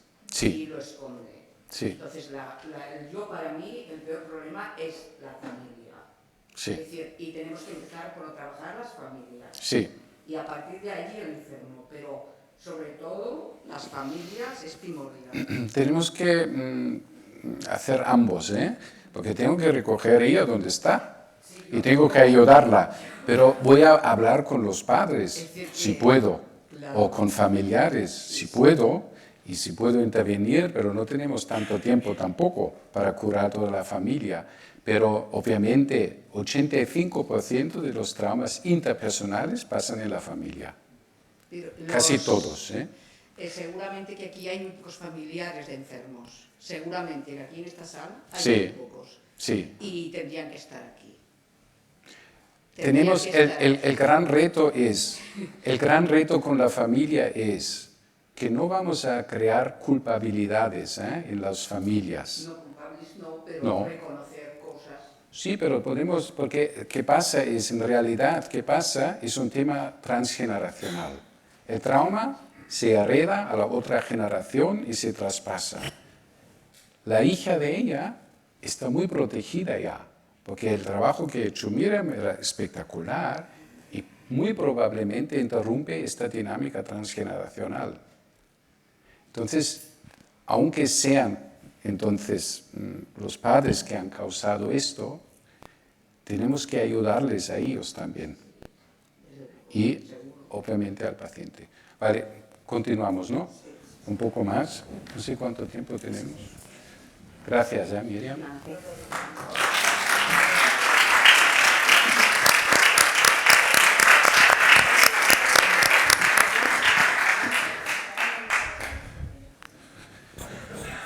A ver, tenemos más o menos media hora.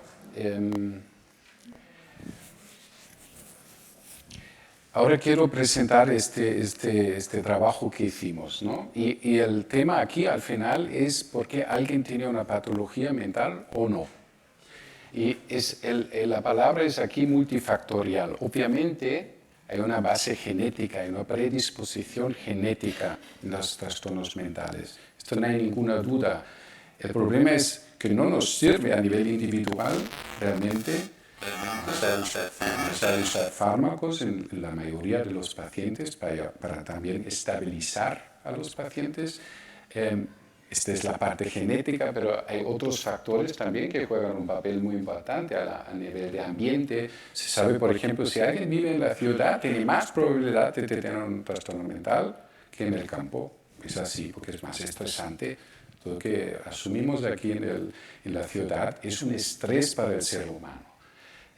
El sexo, además, hablando del trauma, más mujeres afectadas, por ejemplo, en el trauma. Contaminación, adversidad económica, todo esto juega un papel, es un factor de riesgo. A veces la enfermedad somática también, ahora lo vemos con COVID. Hay cuadros que no sabemos qué hacer con los pacientes porque presentan síntomas muy raros de repente, ¿no? De dolor, pero también de depresión, de ansiedad, no duermo más.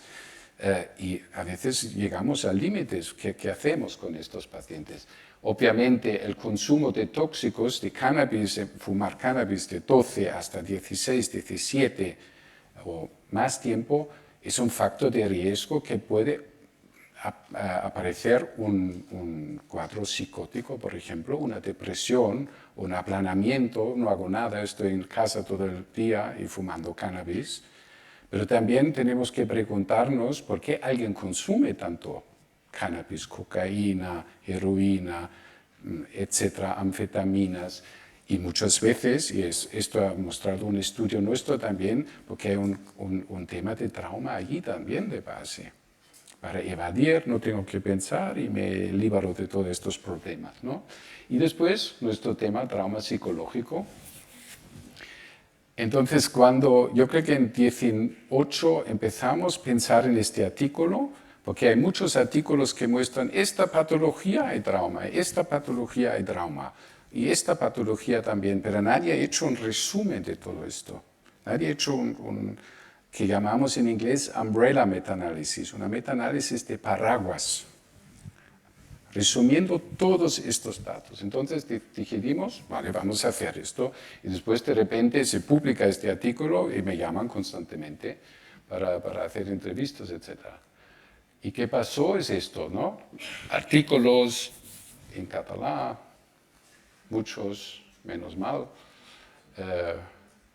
aquí en radio televisión, aquí en Andorra también, aquí en alemán, esto fue importante para mí, obviamente, aquí en México, en Grecia también, en Taiwán, en Estados Unidos. Esto nunca me ha pasado, tengo 150 publicaciones, pero esto nunca me ha pasado, que de repente había tantas publicaciones, ¿no? Y tanto interés, pero como he dicho antes, era por algo, ¿no? Porque esto toca la fibra de la gente, es algo realmente relevante. Entonces, el tema especial de este artículo era también que es un factor de riesgo transdiagnóstico. Es algo subyacente de abajo que ha ido mal en los pacientes, ¿no? El trauma como un factor de riesgo y después probablemente depende de la predisposición genética, hay más un trastorno bipolar, más ansiedad, trastorno límite de personalidad, trastorno obsesivo compulsivo o bipolar, etc. Otros en la somática, por ejemplo, factores de riesgo que sabemos, si fumamos, tenemos un riesgo para varias enfermedades. Si hay obesidad, tenemos más riesgo también, ¿no? Y en psiquiatría denominamos esto factores de riesgo transdiagnósticos. Y el problema, y aquí Miriam también es un buen ejemplo, ella tiene el diagnóstico, trastorno de depresión recurrente, trastorno de ansiedad, agorafobia, ataques de pánico, TDAH, bulimia, son 6 diagnósticos. Si reviso la historia de ella, me salen 6 diagnósticos, pero nadie hasta el enero de este año ha puesto el diagnóstico correcto. A ver, los otros diagnósticos son correctos también, pero lo importante al final es el trauma complejo que tiene Miriam, ¿no? Y esto pasa con muchos pacientes, porque tienen dos o más diagnósticos que son expresiones del mismo proceso transdiagnóstico subyacente. Y por eso, obviamente, tenemos que identificar estos factores de riesgo. como, por ejemplo, el trauma psicológico para mejorar la prevención, intervención temprana y el tratamiento. Y esto es el estudio, y había 16.000 pacientes y 77.000 controles. Incluimos 6 revisiones sistemáticas y 8 metaanálisis. Metaanálisis es un resumen de muchos estudios randomizados controlados. Es a nivel estadístico lo más sólido que hay. Y nosotros hemos hecho otro resumen de todo esto, básicamente, un umbrella metaanálisis. Y estos son los estudios que incluimos, y aquí son los tipos de trauma psicológico que salieron en estos estudios. O sea, el abuso sexual, maltrato físico, abuso emocional, también algo más de desastre, persona bajo incidentes de tren o zona de guerra, son estudios americanos habitualmente, diagnóstico de enfermedad, pérdida de los padres durante la infancia, evento traumático general, o trauma infantil no específico, como muerte de un hermano o hermana por homicidio, acoso, bullying, violencia doméstica, abuso familiar, y después, por ejemplo, una metaanálisis incluye el abuso emocional, físico, negligencia, abuso sexual en una sola variable, y estos eran todos los diagnósticos que incluimos en esta metaanálisis. Trastornos de ansiedad es lo más prevalente que tienen pacientes. Casi la mitad a nivel mundial en un momento dado en su vida tiene un trastorno de ansiedad. Es súper prevalente. Psicosis, que incluye esquizofrenia, trastorno esquizoafectivo, trastorno psicótico, después trastorno bipolar, fases eufóricas en cambio con depresión, el TEPT, obviamente, el trastorno obsesivo compulsivo, trastorno límite de personalidad, trastorno depresivo mayor, y después también el TDAH, trastorno de conducta, bulimia también, otros trastornos de personalidad, etc. Este era todo el espectro de patología psiquiátrica. Y aquí es el resultado principal de este estudio. Todo que va en esta dirección confirma que hay una asociación entre trauma infantil en la infancia y patología en la edad adulta. Y que vemos es más o menos 3 veces más riesgo si había un abuso físico, abuso sexual, cualquier trauma en la infancia o abuso emocional, son estos estudios, y hay casi 3 veces más riesgo que tú padeces después de un trastorno mental. Otros resultados eran que abuso físico era más específico, por ejemplo, para el trastorno de ansiedad, obsesivo-compulsivo, trastorno bipolar. El abuso sexual era más específico para trastornos de ansiedad, trastorno límite, psicosis o TOC. Y algo que es interesante, abuso emocional, que es lo más prevalente realmente del trauma, pero también muy impactante a los niños, correlaciona mucho con trastorno de ansiedad, que es lo más prevalente también que tenemos. Entonces, estos son los resultados más importantes realmente de este artículo, y aquí vemos el tema transdiagnóstico, y la odds ratio es casi 3. Se triplica el riesgo de todos estos diagnósticos que podéis ver aquí. ¿Vale? Ups. Entonces, no sé si tenemos tiempo, a ver cómo vamos. Hay otro estudio muy importante y que se ignora bastante en todo nuestro ámbito de psiquiatría y psicología, que es un estudio que se llama Adverse Childhood Experience Study, A-Study, y que han hecho al finales del año 90 es coger una cohorte de casi 20.000 personas en Estados Unidos, han mirado qué eventos adversos han tenido, tenían más o menos 50 años, media, han mirado qué eventos adversos han tenido en su vida, sobre todo en la infancia.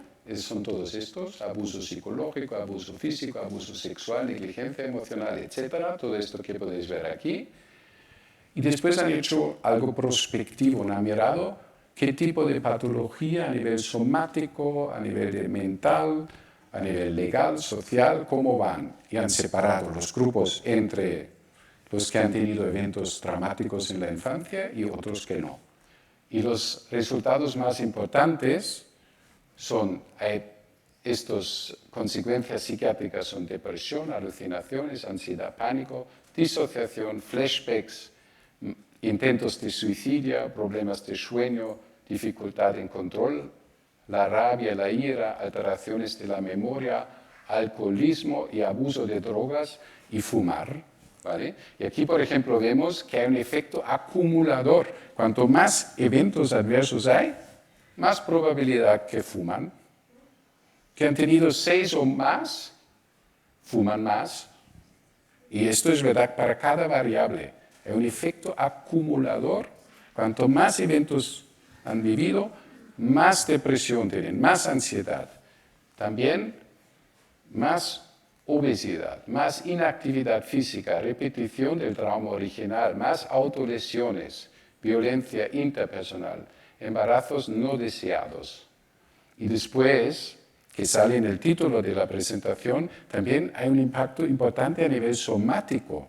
Y ahora estamos, pero esto no podéis decir a nadie, hacemos lo mismo, una umbrella análisis, meta-análisis, correlacionando, investigando trauma infantil con enfermedades somáticas, que será muy interesante. Hay mucha literatura, pero nadie ha resumido esto tampoco. Esto estamos haciendo ahora, pero de este estudio ya sabemos que hay más cardiopatía, más cáncer, más enfermedades pulmonares, más enfermedades autoinmunes también, que es muy interesante, que el sistema inmune dentro de no puedo vivir mis emociones, toda esta culpabilidad, la rabia que muchas veces va en contra de mi propio cuerpo, crea una enfermedad autoinmune, asma, enfermedad renal, VIH, etc.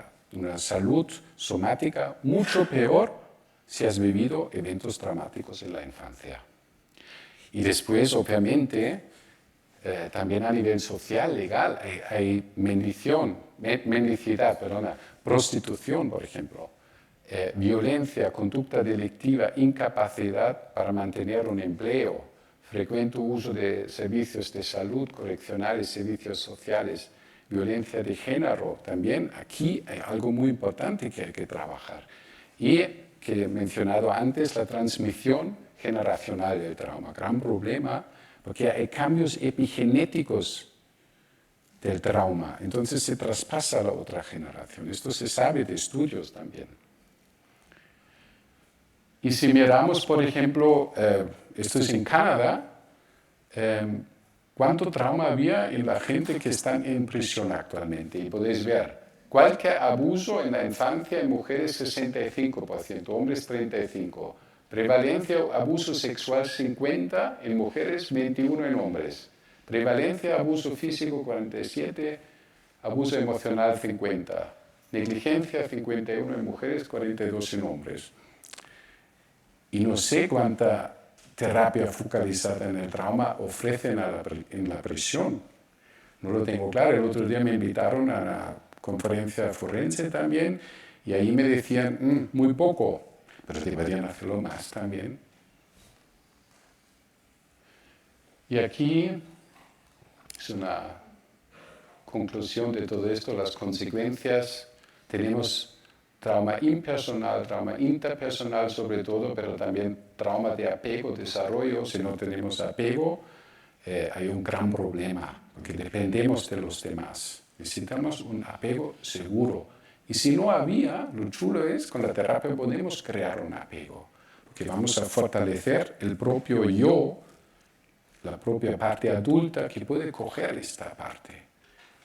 Esto es muy interesante y entonces esta parte se puede comunicar con la parte pequeña dolida, puede tranquilizarla, pero esto es crear una conciencia que esto es posible. Muchos pacientes pueden regularse mucho más. Si hay una crisis, se activa la parte autolítica, entonces tenemos que controlar esta parte, ¿no? Y ahora para acabar ya la presentación, ¿qué hacemos, no? Bill Gates, Melinda Gates, ¿qué hacen? Quieren erradicar la malaria, perfecto, muy importante. Vacunas COVID, muy importante, pero casi nadie habla de erradicar el trauma infantil. Imaginaos que un día nos levantamos por la mañana y no hay trauma infantil. El mundo sería brutal, muy diferente. Obviamente es imposible, es obvio también, no podemos, pero hay que pensar un poco cómo sería esto, ¿no? Si los padres cuidan bien, los padres están bien consigo mismo, no hay adversidad económica, hay un piso. Yo tengo pacientes que viven de 300 euros al mes. Aquí hay un estrés. Y este estrés transmiten a los niños. Porque yo quiero esto, no puede ser porque no tenemos dinero para comer, ¿no?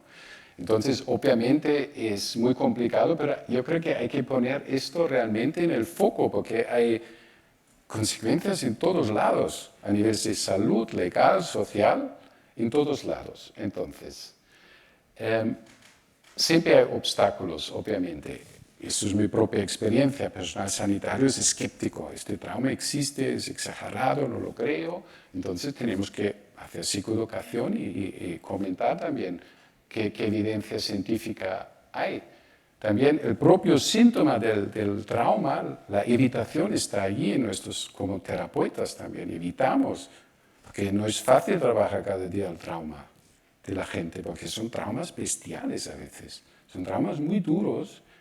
Y tenemos que estar allí y aguantar esto. Y estoy en un círculo de muchos terapeutas y no es fácil para nosotros a veces tampoco, ¿no? De manejar esto, también en el sentido de autocuidado. Entonces, si alguien no tiene formación, porque psiquiatra, ¿por qué me voy a meter en esto?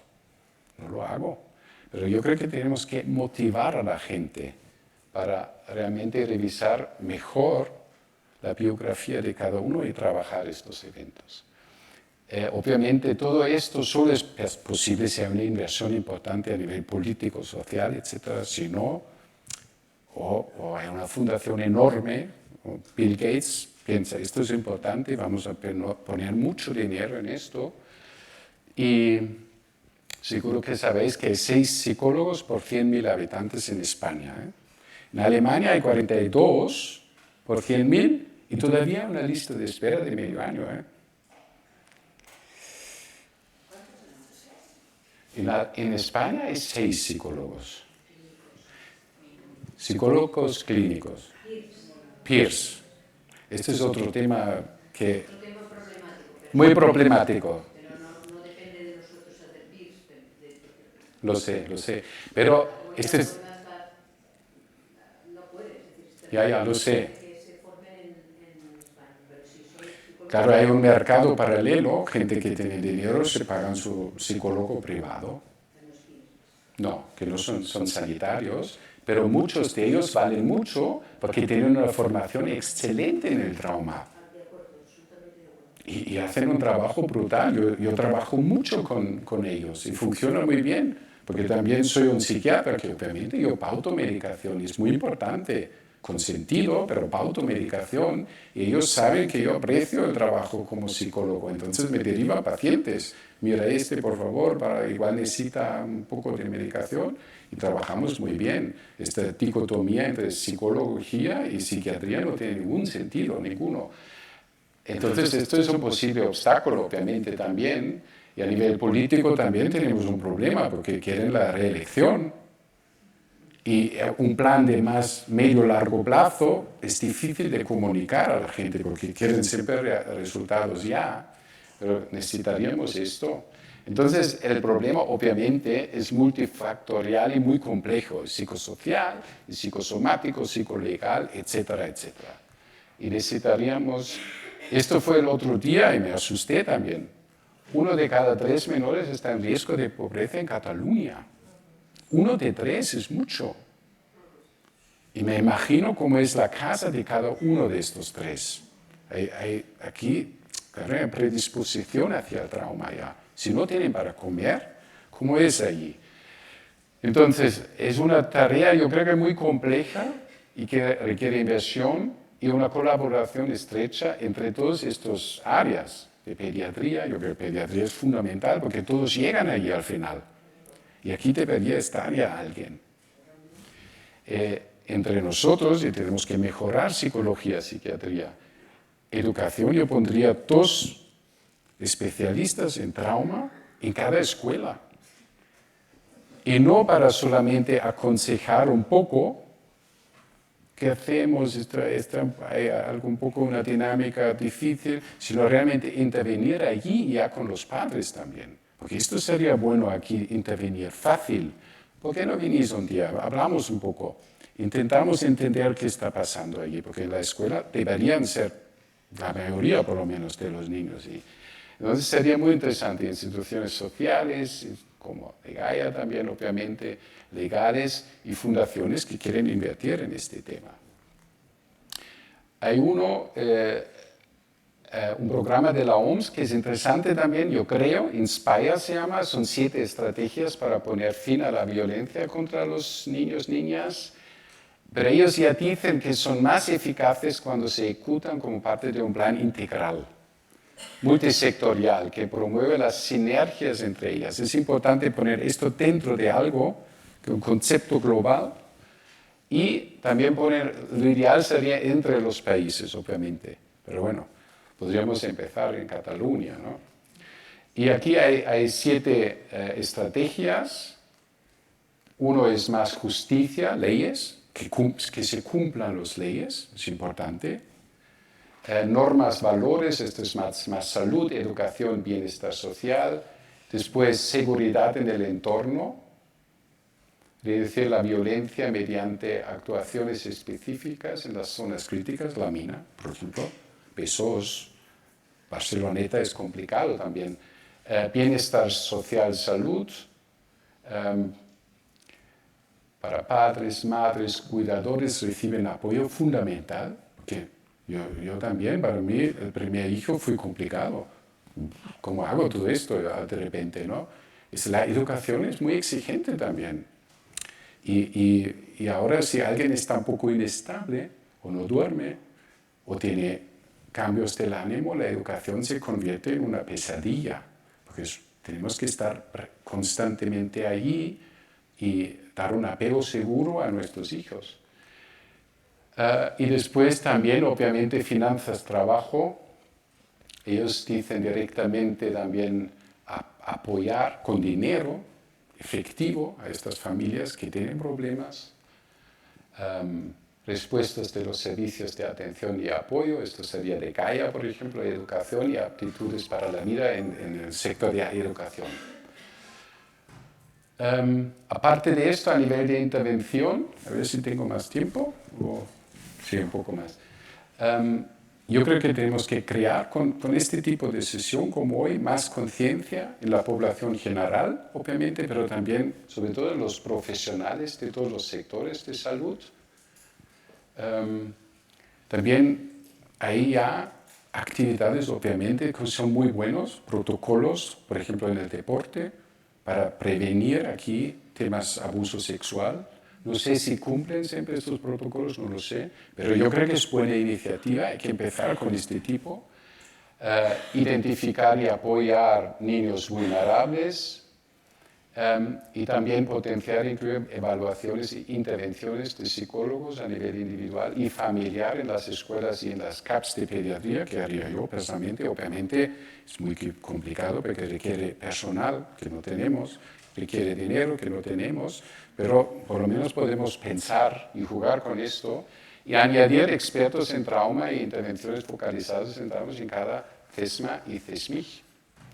Y también yo creo que es importante nuestro trabajo realmente, somos bastante pioneros a nivel internacional de investigar esto más.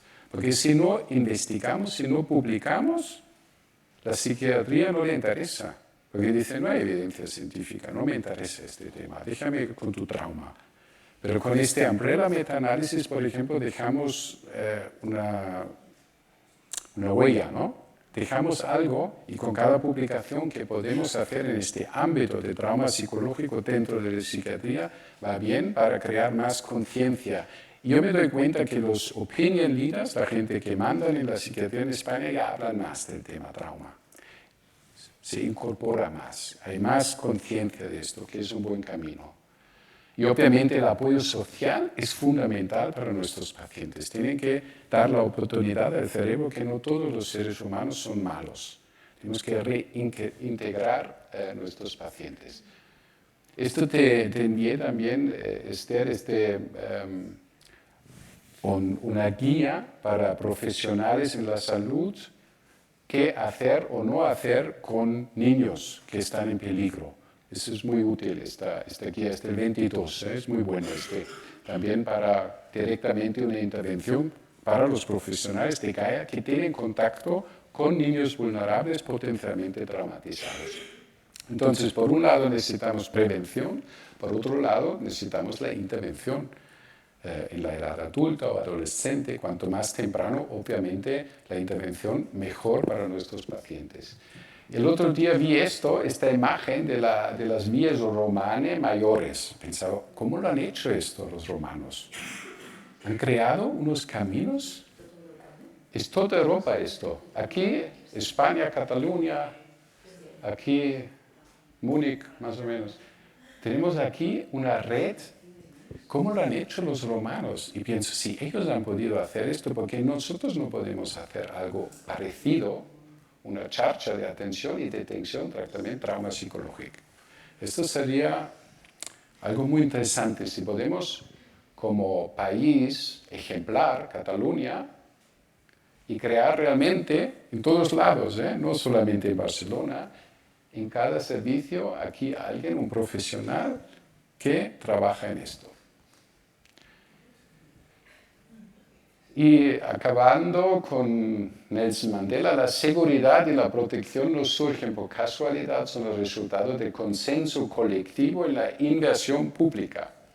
Le debemos a nuestros hijos, los ciudadanos más vulnerables de nuestra sociedad, una vida libre de violencia y miedo. Muchas gracias.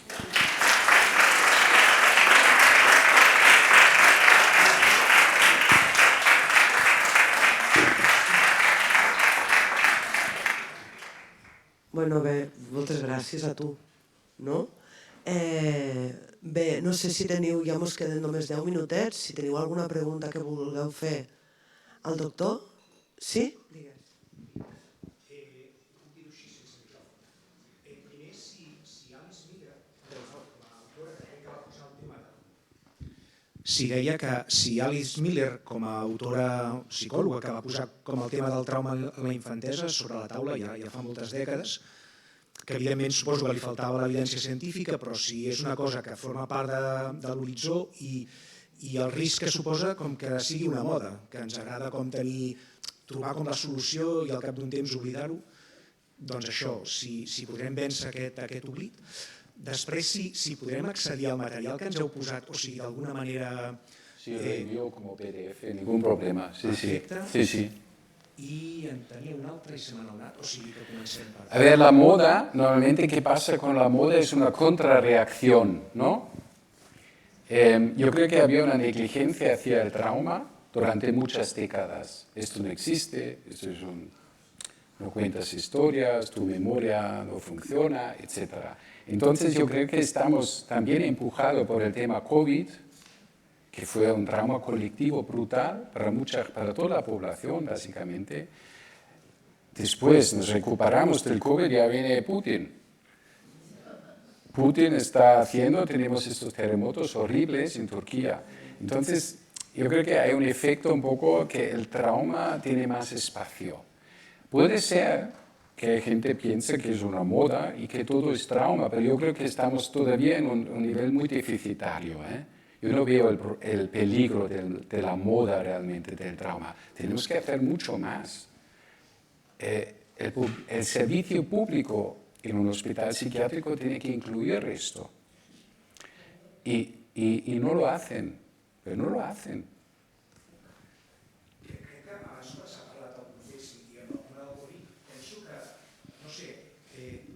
Com oblidem que aquest país va viure una guerra civil, que els guanyadors van ser els feixistes i que encara hi continua havent-hi un cert, no sé com vius el tema cultural, per exemple, a vegades el concepte de violència, diem, tot es considera trauma, tot es considera violència, i com que aquesta definició de vocabulari per posar matisos el que fa és que es doni importància a tot o no es doni importància a res, amb la qual cosa els que pensen d'una manera tiren pel seu cantó i els que pensen per l'altra tiren de l'altra.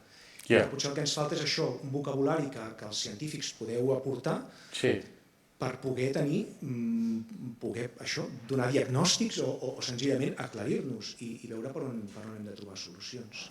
Sí. A ver, a nivel político, mi opinión personal es que todo lo que ha pasado en Cataluña, a ver, no vamos a entrar ahora en la política, pero que todo lo que ha pasado también es un trauma no resolucionado al final, es una editación, transición, etc. No vamos a entrar en esto en detalle ahora, pero también no se ha hablado abiertamente de todo esto que ha pasado, hay mucha herida, por lo cual hay mucho problema que no se ha solucionado.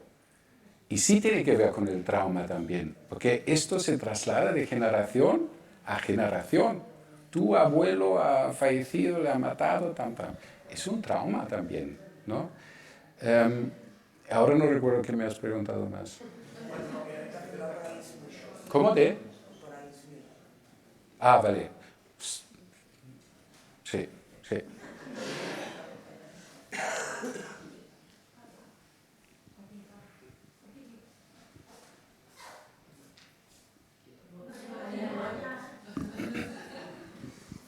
Amb els infants adoptats que han estat abandonats i que per tant han passat com a mínim el trauma de l'abandonament, si no n'han passat d'altres, i que potser no tenen consciència perquè molts han vingut petits, es pot treballar també el tema del trauma? Esther es más especialista de esto que yo, porque yo no trabajo con niños, adolescentes, yo trabajo con adultos, pero obviamente se puede trabajar. Yo creo que es importante crear conciencia en un momento dado de dónde viene cada niño, ¿vale? De trabajar esto abiertamente también y comunicarlo abiertamente. Y si esto al final resulta en una edad donde piensan más, tienen más autonomía, se puede trabajar perfectamente, obviamente. Encara que el record, que no hi sigui el record. Sí? Sí. ¿No? Bueno, falten 5 minuts. Sí, bueno, això va parlar, si revises la conferència del Rafa Benito, va parlar una mica, la de la Natàlia Prades també, de la memòria implícita i explícita, però també vindran més conferències que parlem com treballem això. Bé, al final, bueno, ens hem de despedir perquè a les 8 en punt se talla i la gent que ens està sentint per streaming no vull que es queden pensant que aquí ens quedem parlant i que ells no estan captant el que passa. Bé, moltes gràcies a tots per venir, una vegada més, un tema més relacionat amb el tractament infantil, amb el trauma. Ara portem un any ja fent aquestes conferències, de moment continuarem fent-les, veiem que a vosaltres us interessa, a nosaltres també, i crec que és una contribució a reconèixer l'evidència del trauma a la infància, el trauma del desenvolupament, que falta per posar l'etiqueta, perquè ho poguéssim diagnosticar, i que al final el que hem de fer és buscar de quina manera podem cuidar millor els nostres xiquets i xiquetes des de ben petits perquè tinguin una bona infància i al final siguin adults que no tinguen problemes de salut mental. I agrair a Míriam d'haver passat per aquí, haver vingut i felicitats per la teva valentia i per col·laborar amb nosaltres.